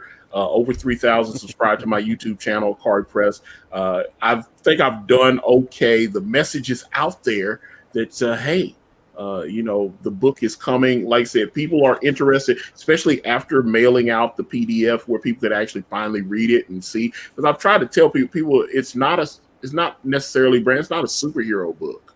It's different from what a lot of other people are doing. There's a hero and all that kind of stuff, but a lot of that stuff is in the background. Like, as a writer, I would have the two characters sit down at the breakfast table, and then you would just see supernatural shit happening around them and stuff. It's more character driven. It's like, hey, okay, I'm jumping off a building, and there's a big Godzilla jumping. I'm not doing all that. I mean, you'll see some things like that, but it'll happen. It'll be an aside to the characters.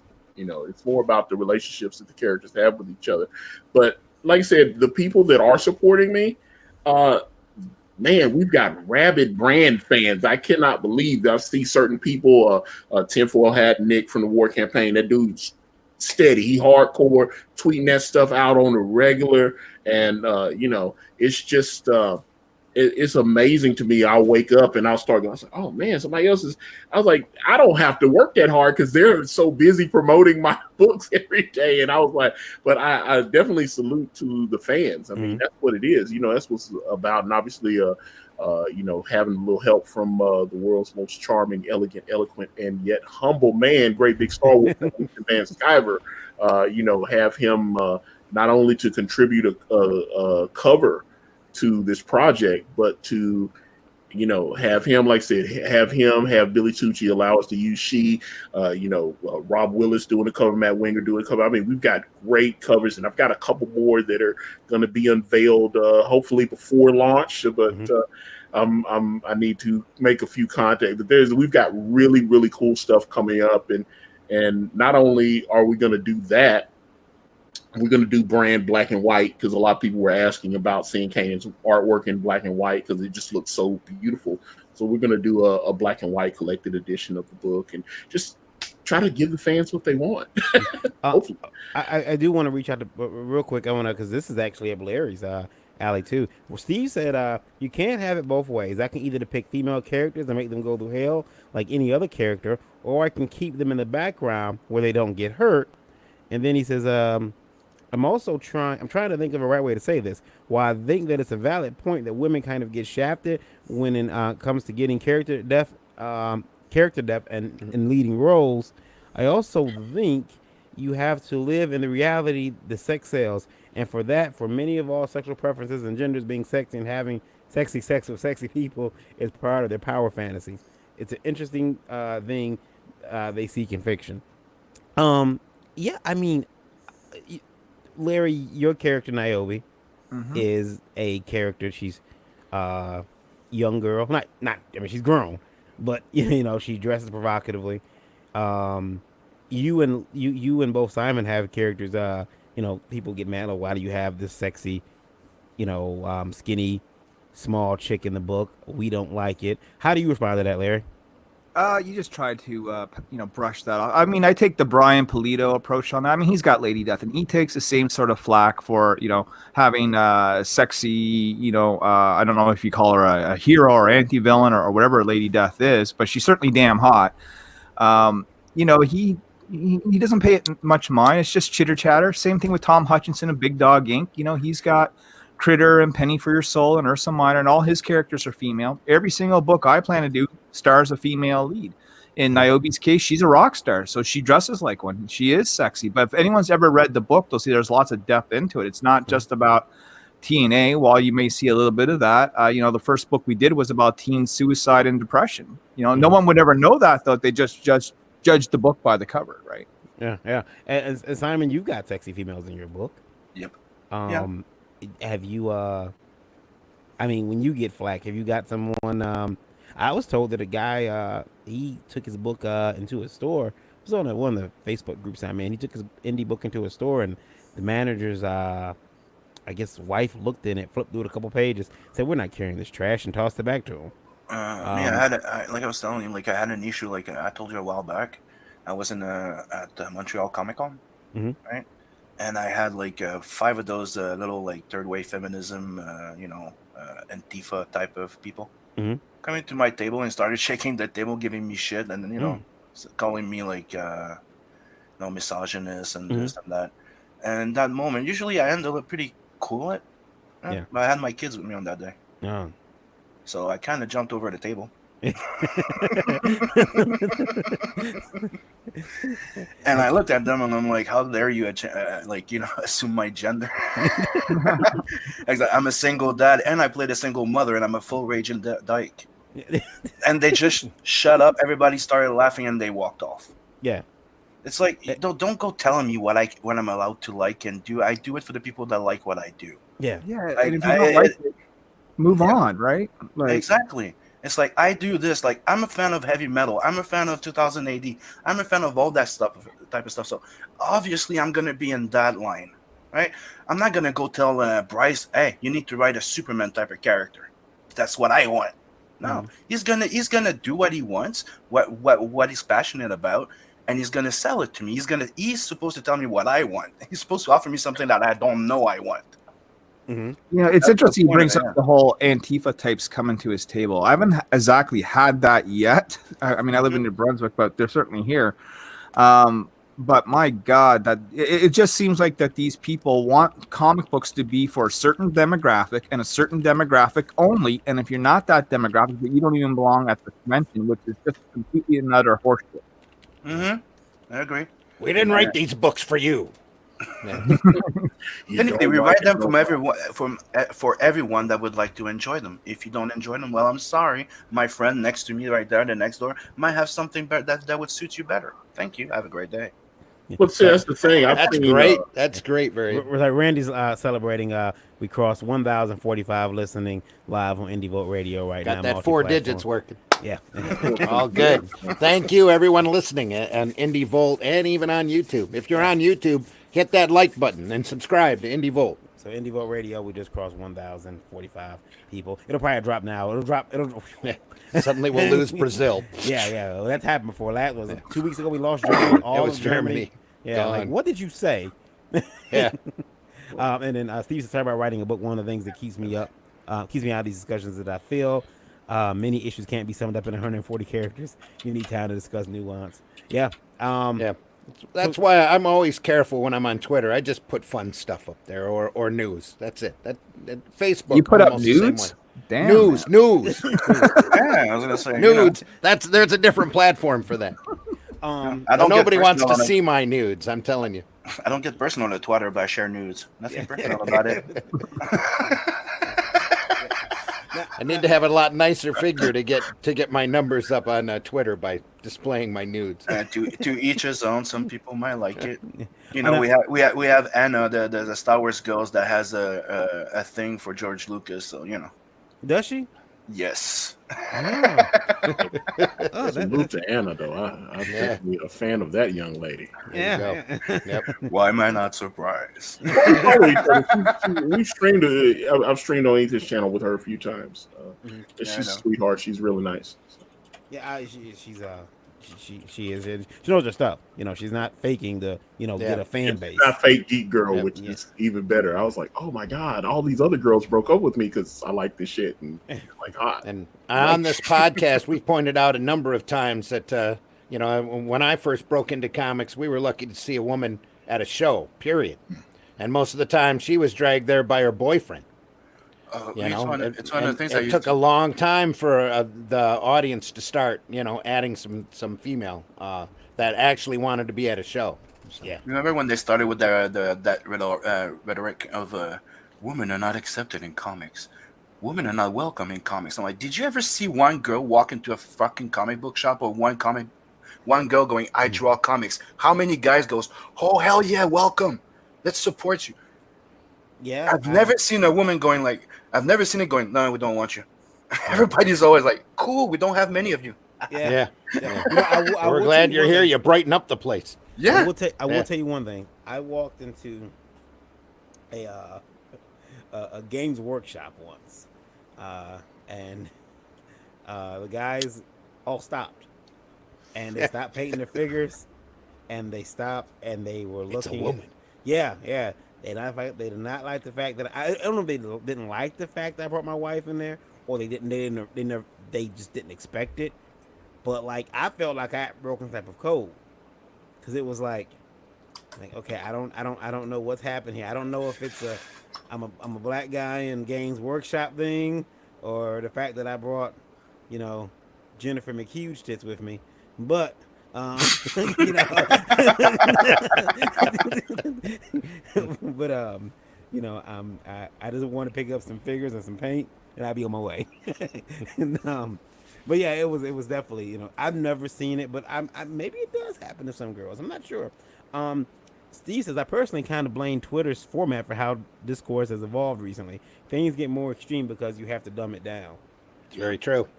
Yeah. I mean, So then you get people getting pissed because you had to limit your numbers of words in that sentence, so it could be like. What did you mean by this word dumbass? Yeah. I need that defined. What they're up to 240, right? 240 characters now. Now, yeah, they stretched it up. Yeah. And all I want is a fucking edit button. That's all. Right? That's all I'm asking. Spell for. check would be handy also. Yeah.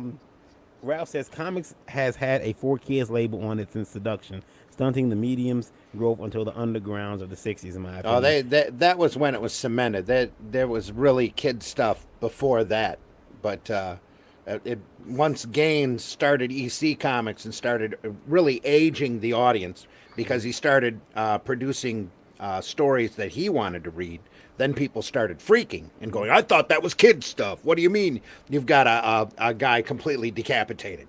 Speaking of seduction, the kids, that'll throw the kids' minds into, that's why we have juvenile delinquency. Speaking of seduction, we have a thanks for the bounce, Lola. We have a gentleman who wants to come on. He's actually, and everyone please hold your gas. He's actually pro code. He's what? He's Pro code. Comics Code, pro CCA. Oh, the Comics Code of Authority. Yeah, I didn't even know that was still a thing. Well, Wow. he you got that right. Yeah, he wants it to come back. He thinks it should be. He's pro code, and he thinks it should come back, and he wants to come on the show and debate it. And I'm going to let him at some point. And you guys are welcome to come back and ask him if he's out of his damn mind.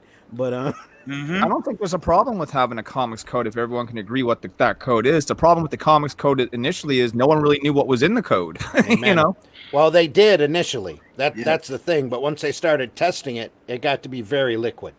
And then it got to be too liquid, and then DC and Marvel decided to. Yeah, when screw Marvel it. started We're not taking gonna it off follow the covers, that was a turning point, because I used to always. Matter of fact, I've seen some of these artists that do like cover recreations, and they always put the little Comics Code Authority thing on there and all that.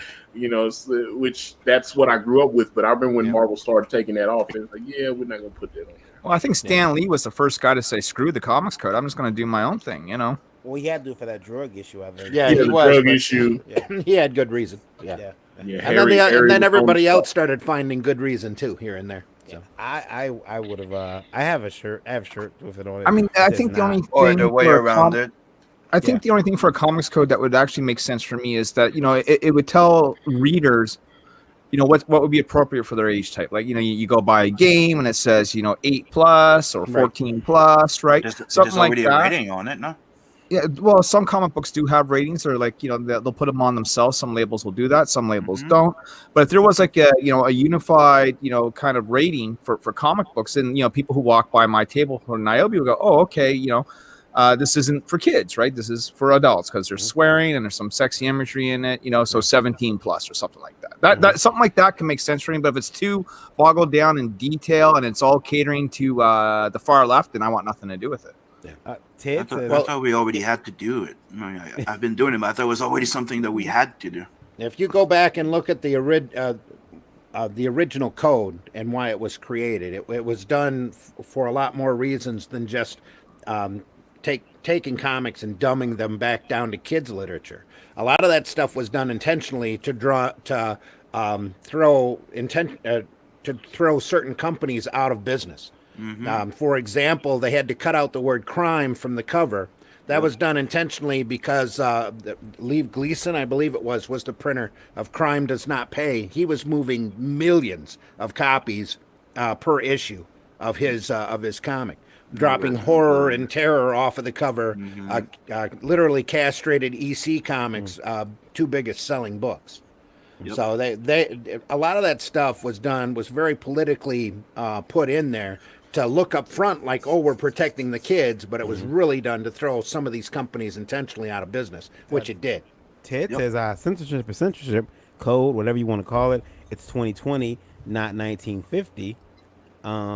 Ralph said it should have one that says not for wussies. Not for wussies, yeah. And that's what it says on my book.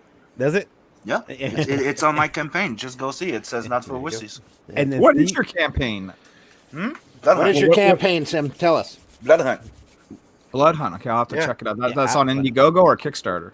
Indiegogo. Yep, I'll put it up.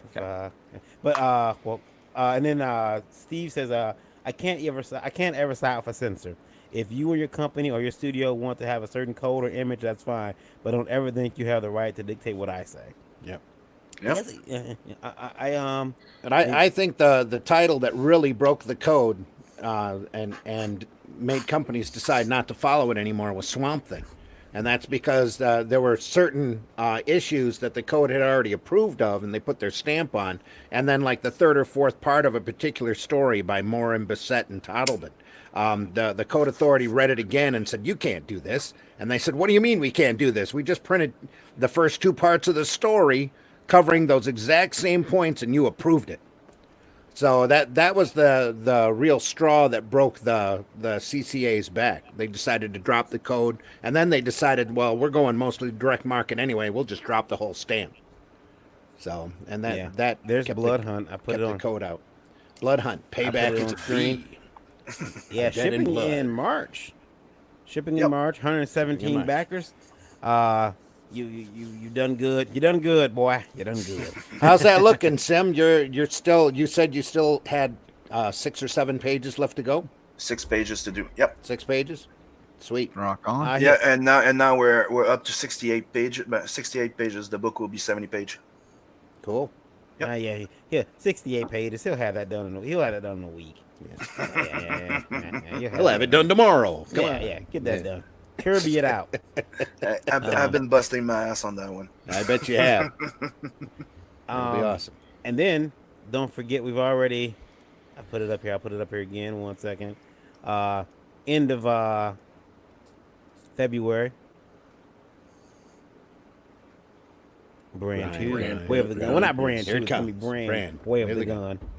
Yeah. Yep. And this one, how many pages are you looking at? You don't know yet, right? Script's pretty big. It'll be over 60 pages. We did 52 on this one. This one will be, I'm looking to maybe do 80, 100 pages. Depends on how I can. Yeah, it's going to be, we had one of the cheaper books on Indiegogo this first go around, which is probably why we got so many backers, but the price will increase. So, like I said, but we've got more bells and whistles to entice the fans this go round. So yeah, and you got are you gonna stretch goals? I know you can't tease them, but you've already started planning some of your stretch goals, right? Oh yeah. We've got an amazing print that we will be offering from the glorious Demetrius Miller.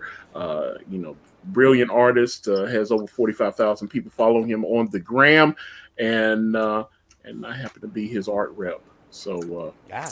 I thought, why not throw my man? He's also going to draw the Fame book for us, so that can be an add-on. I'll have a package where you can just get the brand book. Most Ethan Van Sciver's cover will be the A cover, so I'll be like, okay, you get the A cover and this, or they've got a drop-down menu, so if I can switch it around and make it where you can get whatever, because all the individual covers except for one that is exclusive to the 6-pack is going to be available for individual purchase. Rival Steve says comics for everybody does not mean comics for everybody. I agree with. That's very true. Yeah. And very then true. It's Ted all asks, part of doing art. Ted asks, is Blood Hunt in Canada? Blood Hunt is everywhere. Is it? Yeah. Is it set in Canada? Indiegogo. Right now, the first part, yeah, it's pretty much set in Canada. Yep. Ah, Okay. And then let's see here. And then now we have to go to the we have to go to the wastelands. 1 second. The Wastelands. The wastelands. The wastelands. Are you relying on the translator again? No. That word is not penis. We're going to Okay. we're Oh, going to the sorry. wastelands of our crowdfunding. Kickstarter. No, I'm just kidding. I'm messing with you, Larry. It's just that you made me break out of Indiegogo to go to Kickstarter. Yeah. But Niobe's up there. You crossed your goal. 18 days left. $4,065. Can I get 10? Can I get 10 bucks? Yeah. Are you buying the beer? Yeah, so 132 backers strong. That number looks a lot higher to me in Canadian dollars. That translates to 5,300. I'm not even joking. That's 5,300 Canadian. Yeah, in Canadian doubloons. Yes. So this is the first time we've been in full color, and this is the highest that we've ever reached on a Kickstarter. You know, my projects have always been relatively, small. Yeah. But every time we do one, we grow and we keep growing. We have Steph Wilson there who has a Dan Mendoza style. We got RB White you just scrolled by as well. He's done work for Heavy Metal Magazine and Zenoscope Comics and Action Lab. And then we have our ringer, Mr. Paul Green, who's got that J. Scott Campbell style. That was colored by Ula Moss, who's done work with J. Scott Campbell on Black Cat and other projects. So we got some name power. Hopefully, that will help carry us through. And you guys, I see your stretch goals, and you're shipping this one in May. So maybe sooner. Maybe sooner. Maybe sooner. Yeah, I always give myself a month or two leeway in case something F's up. And, you ask, what advice, would you give to someone who's crowdfunding for the first time? Whatever day you think you're going to ship, add a month or two to it. Because there's going to be a delay somewhere that you're not accounting for. Yeah, see, I waited 4 months for my money from Indiegogo. Yeah, that could be bad. That could be detrimental. You put your book up there, and all of a sudden now it's you can't get your money. You got to ship. As a matter of fact, Simon, I think it was yours. Some asshat was on your comment section, and he said, "I'm sick of hearing artists' excuses for not having the books ready. I don't care if you have kids and all that, blah blah blah." And I'm like, "What an ass!" Like, don't people have lives and they can't just keep, Yeah, I was not allowed to complain. I didn't get my money. Yeah. I mean, you're not allowed to say, "Hey, I didn't get paid." Same thing happened to Manny from Skunk Girl. He had to wait forever to get his money from Indiegogo. My experience with Indiegogo when I did my reprint of Niobe #1 was actually very pleasant. I had my money within a couple of weeks. Yeah, it's not everybody that happens. Well, I didn't have any problems from Indiegogo. It's just the problem was when I got the initial deposit, the bank was shocked because they'd never seen that kind of money in my bank account before. That's a red to them. That's a red flag and alarm bell. And they said, "Can you come and?" Because I said, "Why are you guys holding up the money?" Because I was like, Kanan, it's like they had given me over $40,000, and all of a sudden I was like, Kanan's like, "Yo, man, I need that payment, man." It's like bills is due, and it's like I'm holding them off, but I told him he was gonna pay me. And I was like, "They're not giving me the money; they're holding it." And I had to go up there and have a conversation. I was like, "Dude, I've been banging with y'all for almost 20 years." Think it was a case of DWB.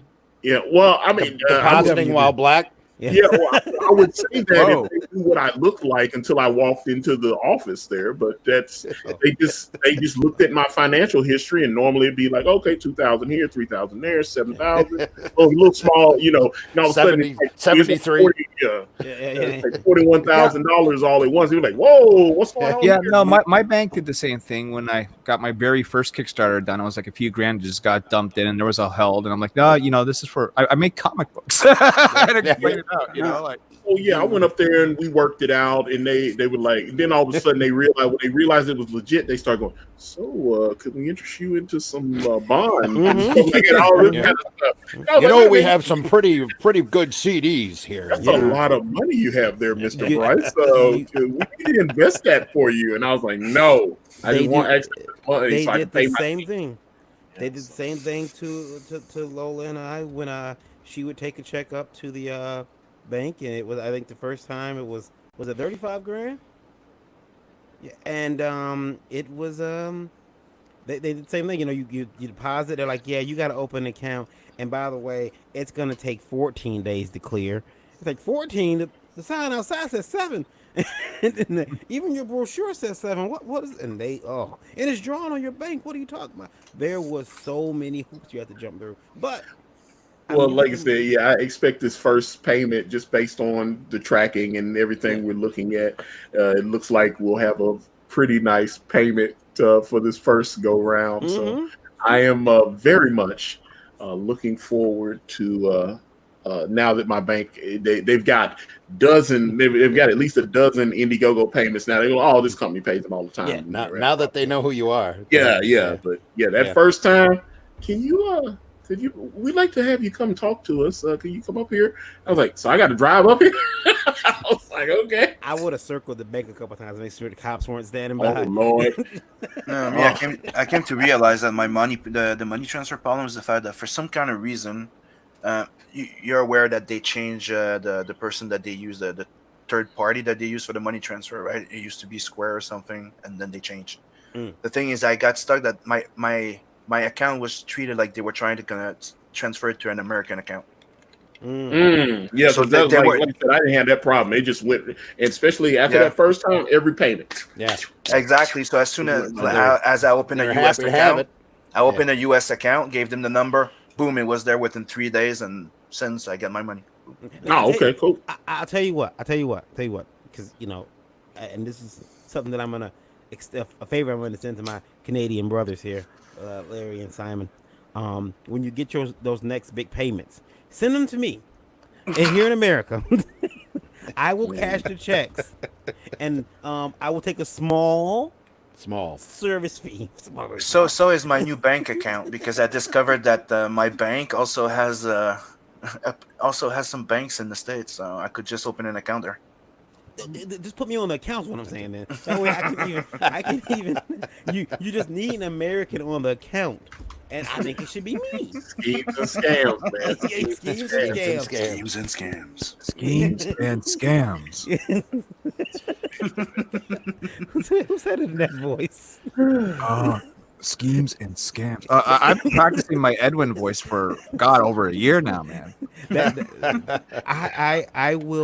I will take your money, and not take your money. I will. Well, look, I'm not buying a boat, guys. Not yet. I'm on a boat. Yeah. I'm on a boat. Guys, I want to thank you all for coming on tonight. Ted Davies did say, okay, 70 pages Canadian, 45 in U.S. Just that's kidding. pretty much right. Yeah. I want to thank you guys for coming on. Real quick, we're going to start from Larry, work our way down to Simon, and then Mr. Brice. Tell us where we can find you. Larry, you go first. All right. Well, if you're looking for Niobe, it's not on Indiegogo. It is on Kickstarter. However, it will come to Indiegogo when the Kickstarter campaign ends. We'll do an exclusive cover just for those backers on Indiegogo. I have no problem with putting both my feet in both pools. But as far as just keeping tabs with me, it's Rebel Comics and Gaming on YouTube, man. It's really where you'll find me and all the info and all the updates, and Niobe Comic on Twitter and Instagram.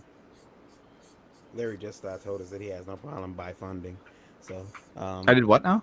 you have no problem. You buy funding. You have no problem by funding. No, I mean Yeah. Brian Polito's been on both. Jamie Tyndall for White Widow's been on both. Lots of people, are realizing that there's different audiences on different platforms, and I want to get to as many people as I can. Yeah, yeah.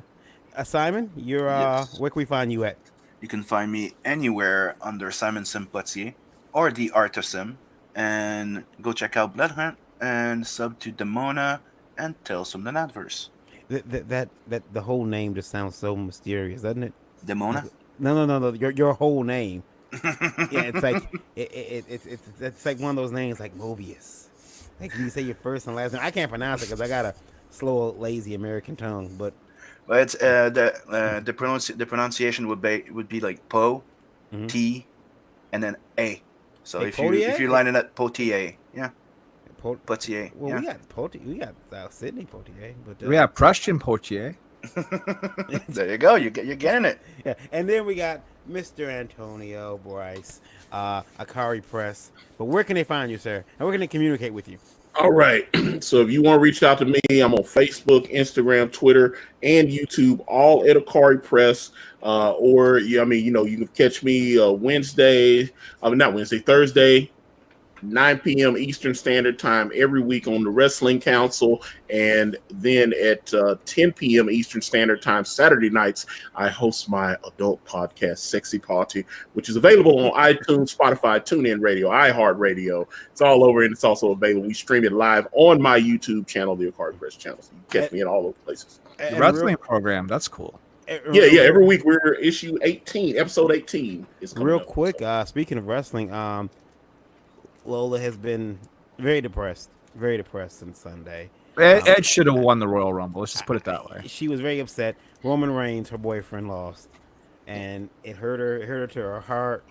I knew she was very upset because she wore a high collar shirt the next day. So it was. Well, look, take peace in this, Lola. That it was Roman Reigns who eliminated Edge. Yeah, but I mean, yeah. Antonio, did you have a pick for the Rumble? When we discussed it on the Wrestling Council before. There, a lot of us were thinking that Drew McIntyre was going to go over. He indeed did, and someone actually in our audience predicted that Drew McIntyre was going to be the one that eliminated Brock Lesnar, because it made no sense for the actual champion to be in there unless they were doing something to put somebody else setting over a feud. I figured though Brock was going to win the whole damn thing, and then he was just going to challenge the other champion of the other brand and take both belts. You know what I mean? Both belts, yeah, but he's barely there. He's on a limited contract that pays him a ton of money. So that would be suicide for Vince. Be like, all right, let's give Brock both the belts, but he's not going to be here half the time. So that's good money for Brock. I'd have did it. Brock makes a killing. Brock has one of the highest contracts in WWE, but he doesn't have to work very often. I just wish that Lola weren't so sad. However, she is sad, so will. Yeah. What do you say? Yeah, March we're going, but when she saw Roman go over that rope.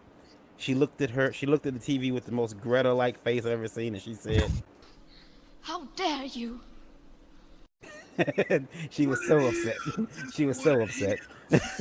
All right, guys. Thanks for joining us. We will see you guys back here. Me and Randy, Thursday morning. We'll be back Thursday in the Breakfast Buzz. Yep, we'll be bringing a guest on. Who's the guest? We have. I'm gonna kill his name. Adam Calamari. Aaron Calamari. Aaron, my buddy. Yeah. He's coming on with us Thursday morning, so that'd be nice to have him. I might drive by. I'm the one doing the colors for the book. Okay, cool. Oh, awesome. What is the book? Cybershock. Okay. Yeah, also on Indiegogo. Yeah. We'll have him. Real quick, I'm gonna pay some bills real quick here. Well, not really bills. I'm gonna push us. Indie Vote Radio, or Indie Vote Live. If you want to get your question read by us, you can do that by emailing us at indievotelive@indievote.com. Please include Indie Vote Live in the subject, and please keep those emails to 90 words or less. Make sure you spell them right too, because I'm not gonna spell check them for you. And then we also have Indie Vote TV is the over-the-top streaming service available on Roku and coming very soon to Amazon Fire Stick and more. Stream independent movies, music videos, wrestling, original documentaries, and more on Indie Vote TV. And did I mention that it is 100% free? Find Indie Vote TV by searching the channel store on your Roku device or Roku-enabled television. And finally, Indie Vote Radio. Take us with you wherever you go. Indie Vote Radio is a perfect companion to our official website, indievote.com. Indie Vote Radio plays the best in indie music, entertainment, news, and more 24 hours a day, 7 days a week. You can hear music from talent like Chemical, Park Squares and Alleys, and Dimswan. Download the Indie Vote Radio app on Android's Google Play Store or listen in with Streamer right on. You can also find us on iOS. Streamer app is on iOS. You can also check out Indie Vote Radio by visiting our official site, indievote.com, and utilizing the built-in player right there on the front page. Yeah, that's it. Yeast. Ooh. Yeast. Yeah. You nailed it. Yeah, my throat. I only one flub that time. What'd you say? Yeah. We got her show. Yeah. Lola has her own show now, guys. I don't know if you're in the TNA. Lola has her own show Wednesday nights at 9. It's called Geekgasm. Man. She does. Don't downplay it. We just had their first episode on Wednesday. She did really well. She talks. It's this, but with girls. I don't get the appeal. No, I do. But is this with girls? That's the show where Varian runs the board. Yeah, and I pull it way down. He pulls it way down, and we try to make him jiggle as much as possible. Yeah. So tune in there tomorrow. She's got guests. I'm not sure who, but she's got guests. So tune in for that tomorrow at 9 p.m. every Wednesday. Until then. Well, I just want to say that you can find me on the Zim Geek channel on YouTube. There's not a lot of new content the last few months, but there will be soon. I'm working on a few things here, some commercial stuff, and working on a crowdfunding book. But I also just posted the events page for our Flint Comic-Con. That's right. That's coming up on April 18th. Besides being a publisher and an artist, Randy's also a commissioner. Besides everything else, I'm coordinating cool. shows. Yay. Yeah. And of course, it's fun. It's like a little party, only it's in a farmer's market, and they have every kind of food that you can imagine. Damn. So folks come in for the whole day. We take the community room, half of the atrium, all of the upstairs, and we just jam it with artists and guests and vendors, and it's a lot of fun. People come in. My brother does the whole run of Star Wars droids, except for a C-3PO. He doesn't have a C-3PO, but he's got an R2, he's got a BB-8, and he's got a what's his name from Rebels? Chopper. Chopper, yes, he's got a chopper from Rebels and a couple of the little droids that are just in the latest Star Wars, and he runs them all over the place. Cool. It's a lot of fun. We have the 501st there and all sorts of artists, mostly local, but it's a fun day at the market. So, Sounds cool. Yeah, that's coming up on April 18th. So, and then I'll be at the Great Lakes Con here in the middle of February, end of February. Down in Warren, Michigan. So will Varian. Varian will be there too. Yeah, and I plan on being there. And Lola. Yeah. So I will see you guys. Everyone have a safe Tuesday night, Wednesday, and we'll see you back here Thursday morning at 9 a.m. Again, I've been Varian Grant. Find me at kid KYD_V or find me on Facebook. Harass me there. Until then, I'll see you guys later. Thanks a lot for being here. Keep reading indie comics and follow all our guests and harass them as well. Yep. Flat Earth is real. Yeah.